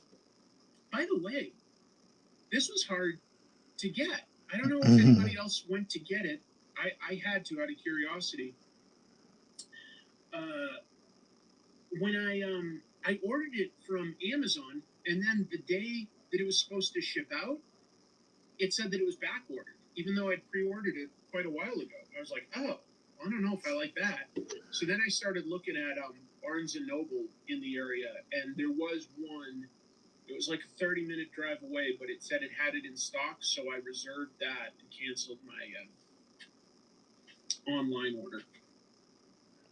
Smart move. But, it is interesting. It's very interesting. So that if you don't know, John Byrne just decided to make a fanfic X-Men comic just for himself, starting in 2019.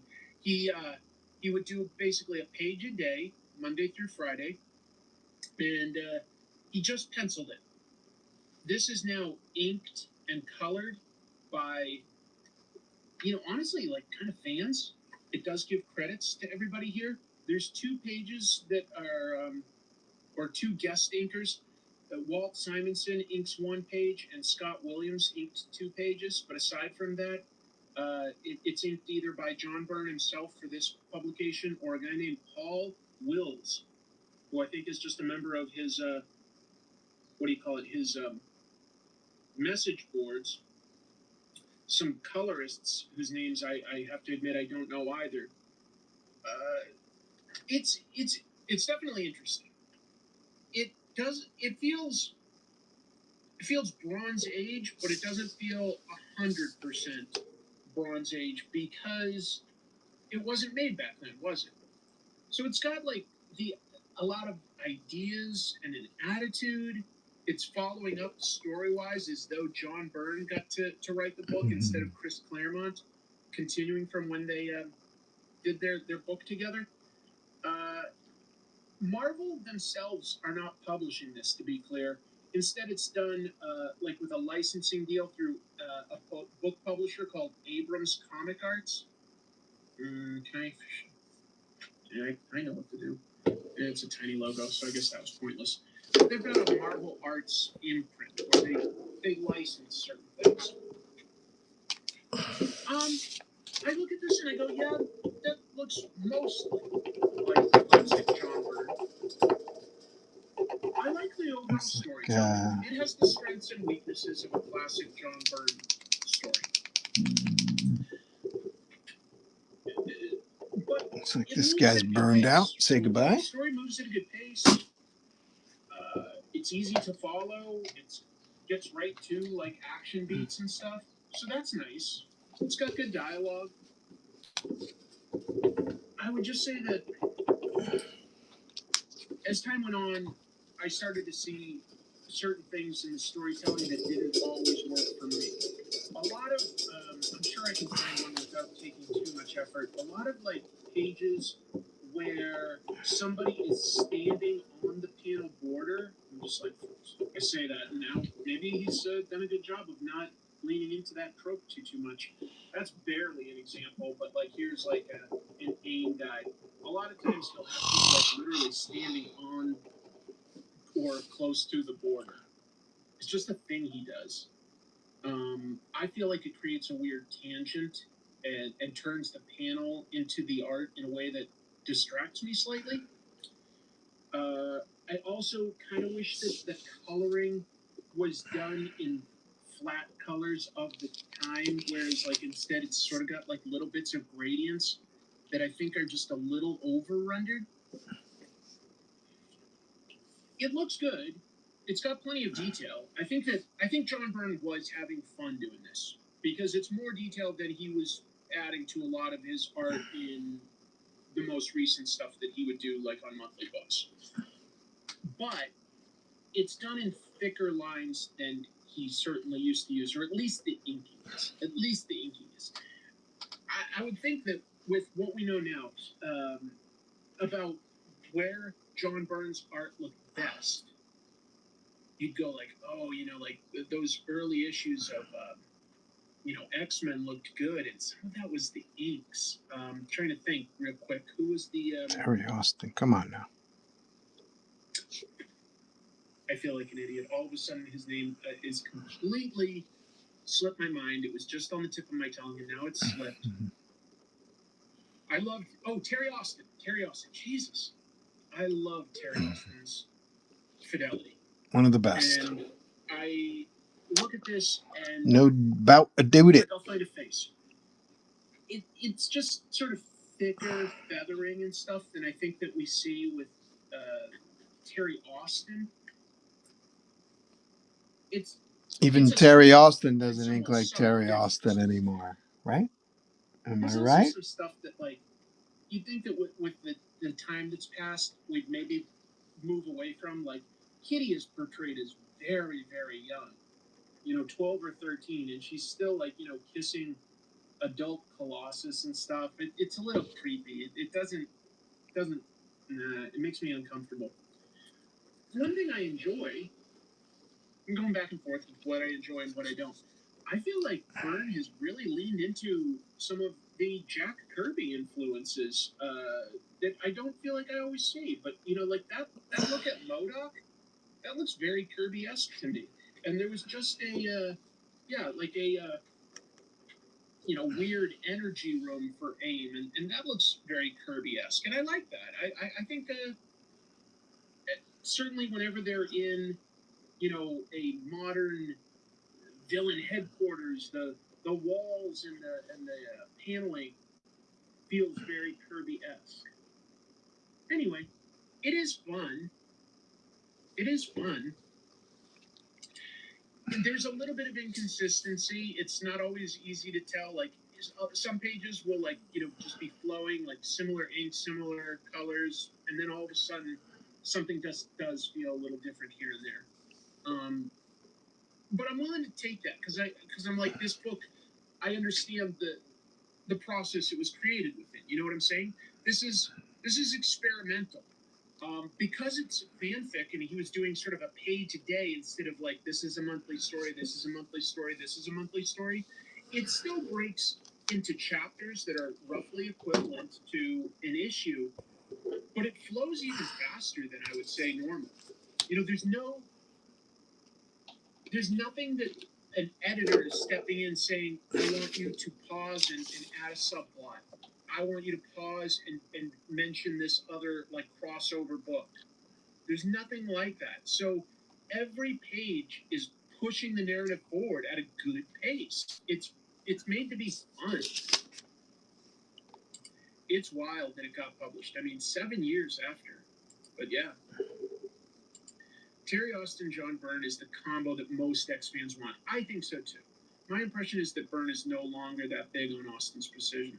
I believe he's not. I believe he's not a huge fan of that.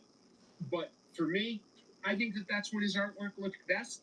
I think he benefits from an inker that look. There's plenty of room for interpretation. I would say. Look at the pencils. Go to Byrne's website, Byrne Robotics. Expect some not great stuff, but all being talked about. But expect to see some really interesting penciled artwork. It's got a lot of detail, but it's still open to interpretation. Yeah, we get some fun stuff, you know, like he uses whatever Marvel characters he felt like using. There were no limits. There's no limits on the book. So that's what's fun. Yeah. Look, it's not exceptional, but it's super interesting to anybody that is a fan of Marvel history, X-Men history, John Byrne history. It's super fascinating to see a project like this. To see somebody come at it like what, like let's see, if he was doing it in the early 80s and then he started doing, it's like about 45 years or more after his run. I mean, he certainly drew the X-Men between then, but it's just fascinating to see him go back to that era and continue his story. I understand that. If your enjoyment of this will probably hinge on how much you like the John Byrne X-Men run. You probably have to be kind of a fan of that. And so I think that there's a demand for this, but it's also not the same demand that you'll see on something newer like Absolute Batman. But there's basically people of my Gen X generation that want this. We've got to see what it is. I do think he used to make sort of prettier women, but I also saw him make some improvements here and there. He used to not do the greatest kids, right? Like, he was terrible at drawing kids, but there's some kids in here, and I was like, oh, those actually look like kids. I'm trying to see if I can come across an example. I don't know, this is a pretty small one, but I'm like, okay, that doesn't look like an adult's face on, like, a little kid's body.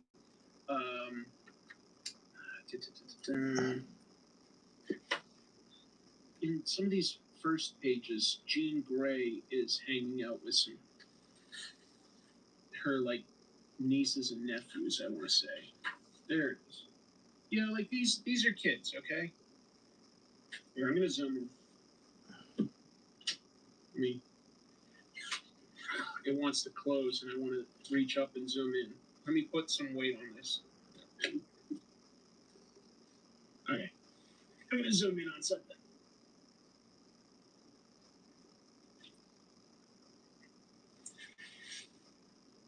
It's not like it's incredible, but these look like kids, right? I'm going to show you something to compare it to. Just give me a moment to pull all this up. I wasn't planning on doing this, but I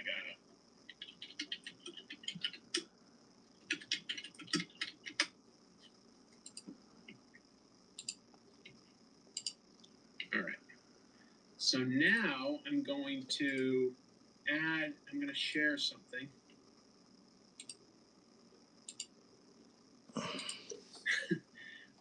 That's like how he used to draw kids. And I'm like, that just doesn't look like a baby to me.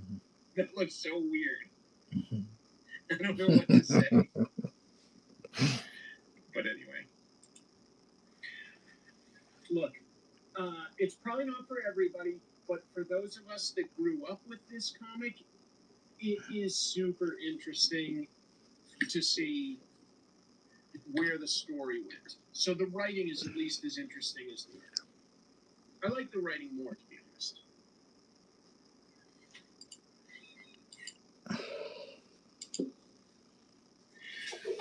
Look, I really enjoyed the Ultimate Universe that Marvel put together. I think we got 2 years of exceptional stories on Ultimates and very, very good stories with Ultimate Spider-Man and Ultimate X-Men. I have to admit, I didn't stick with Wolverine or Black Panther. Couldn't read everything. And now we get to Endgame, a 5-issue story where the heroes all go up against the Maker, the villain that made their universe. Didn't really work for me, folks. Sorry. Sorry, not sorry. Didn't work for me. Surprised, because I like a lot of what Dennis Camp writes. I mean, it concludes it just fine. But essentially, like right at the last minute, Tony Stark gets, his time travel engine thing to work, and all of a sudden, the good guys can come from behind and beat Maker. Okay?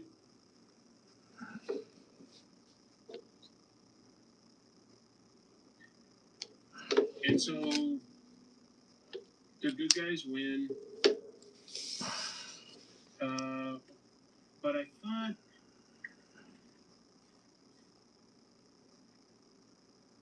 I don't know where it's showing it, but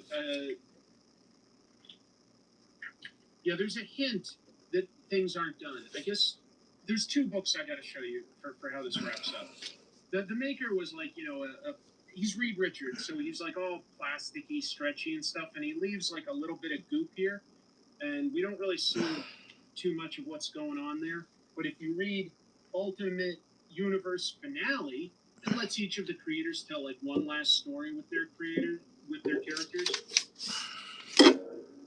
Spider-Man is, fun, but not important. Actually, they're all kind of fun, but not important. The only thing that's relevant is that at the very end of everything,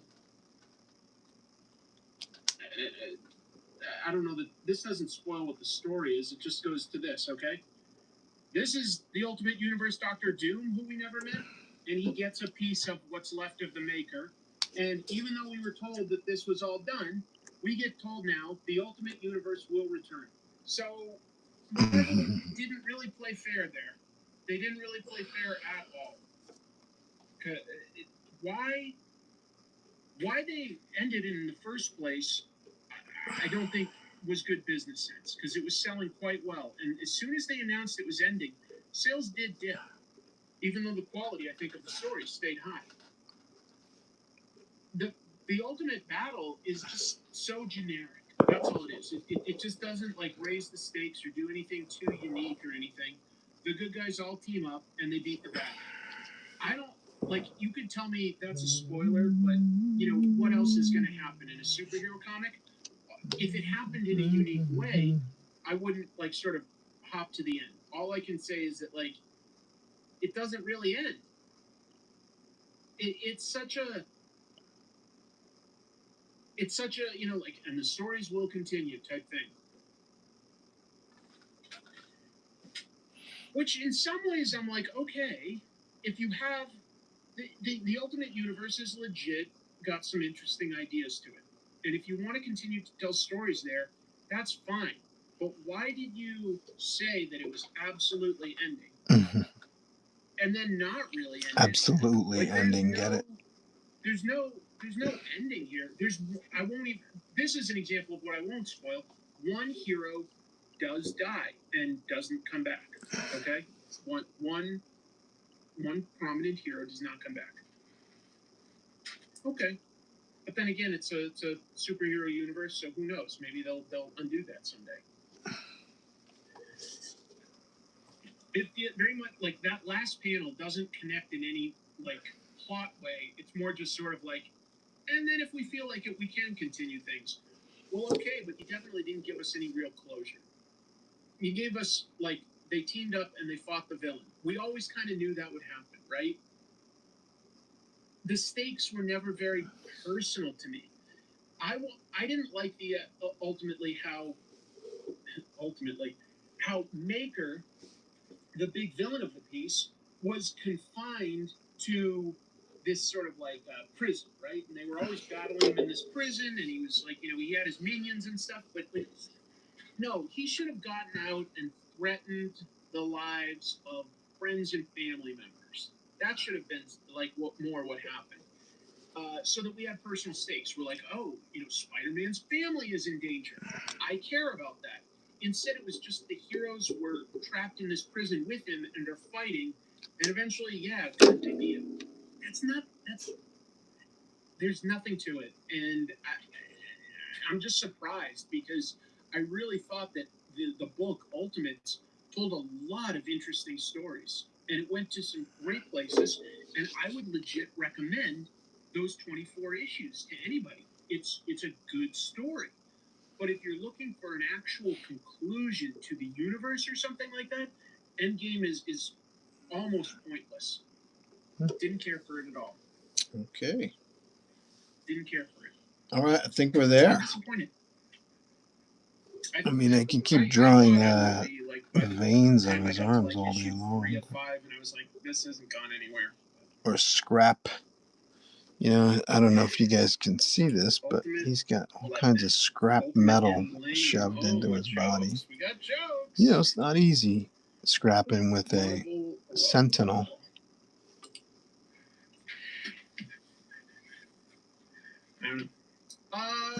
More fun was everything else. I don't know that you need big reviews of everything else I'm reading.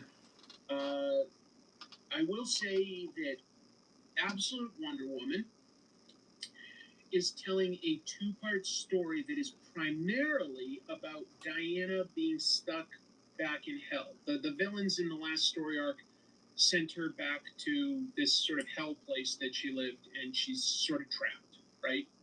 She's got to figure her way out. Or she's got to at least figure out, like, who's kidnapped her mother, who's always trapped there. It's by a guest artist whose work I was not familiar with before.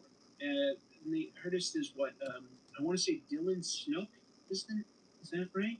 Yeah, Dylan Snook. Not familiar. Very good. Very good. Like this a lot. This reminds me of sort of Alex Toth, not flashy, but like really, really rock solid storytelling, good character work, good gesture, good emotions, good. So it's 150 for a figure. This is not a figure.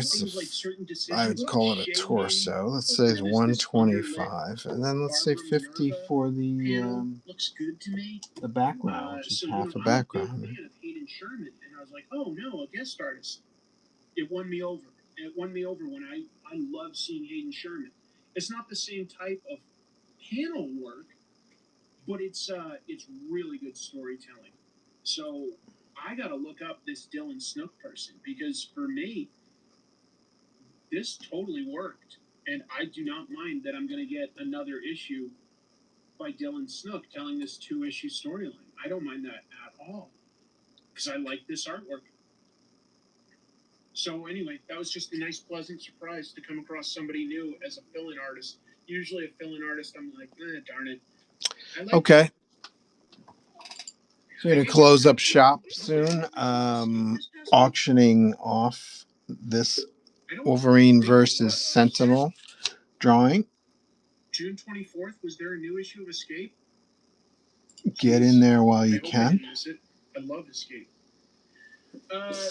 I'm going to spend the next 4 minutes kind of touching up. I legit find this bounty hunter character, Skuxoid, as interesting as any of the main characters that they introduced. This was like a throwaway villain in the third season of Transformers, and Kirkman has found a way to make this character one of the most interesting. It's all about him fighting duplicates of himself, and I loved it. This is a really strong issue. Feral / Stray Dogs continues to be an absolute banger, but I've told you that so many times that I don't think you need to hear me recap the plot and recommend it strongly again. What I will say though is that being a flip book, that this combines their stories directly connect in the middle if you flip it upside down, and I love that. Very, very nice. I've read a bunch of things by Chris Condon and Jacob Phillips, and I've come to find that, especially with Chris Condon, I love it when he's writing crime stories like That Texas Blood or this, The Peril of the Brutal Dark, an Ezra Kane mystery. But I don't necessarily love his superhero stuff. And you would think, like, you like a writer, you like a writer. But his Wolverine thing didn't connect with me at all. Not that it was bad, it just didn't connect. But Brutal Dark is so fun. The best way I can describe it is sincerely Crazy details. Thank you, bud. It's part of the fun, you know? combined with Indiana Jones archaeologist adventure stuff. I like Ezra Kane a lot, and I like the adventure. I like the sort of the Nazis playing with mystical, supernatural powers. I like the It's cool to use the hair, not only as hair, but also as shading. Fantastic. Escape E8 came out this past week. Did you really? Let me double check the cover, because I thought that I got the latest issue. I'm just looking something up for my own benefit so I don't forget. Shoot, it did. I missed it. I hope that they still have a copy at my comic store. Darn it. That's my own fault for not asking them to put it in my pull list, even though I love it. Every once in a while I forget. Escape is one of my favorites right now. Darn it. I'm legit frustrated. It's one of my favorite books out there right now. Oh, Narco is this, like, murder mystery book where the main character essentially has narcolepsy, so he falls asleep if his heartbeat gets up too high, which is a cool dynamic. And I was sincerely worried that the killer was this guy that I suspected. All I can say about this is it I like the distance, the really fragile thin lines in the Sentinel are really working to suggest that it's further behind Wolverine. So I'm liking that. Narco continues to be a crime comic I'm enjoying. Really, really fun. And the final book I read this week that I have in front of me anyway is issue 3 of Corpse Night. And this thing moves fast, folks. There's a bunch of pages that don't have really any dialogue to it. So it's a kind of a quick read, but I like it a lot. Cool. Beautiful artwork. No bites today. That's fine. B, the story is... I'm going to blow out. I will be here tomorrow. I'm trying to come up with some cool theme, something different for the next few episodes. So I'll try to come up with something tomorrow.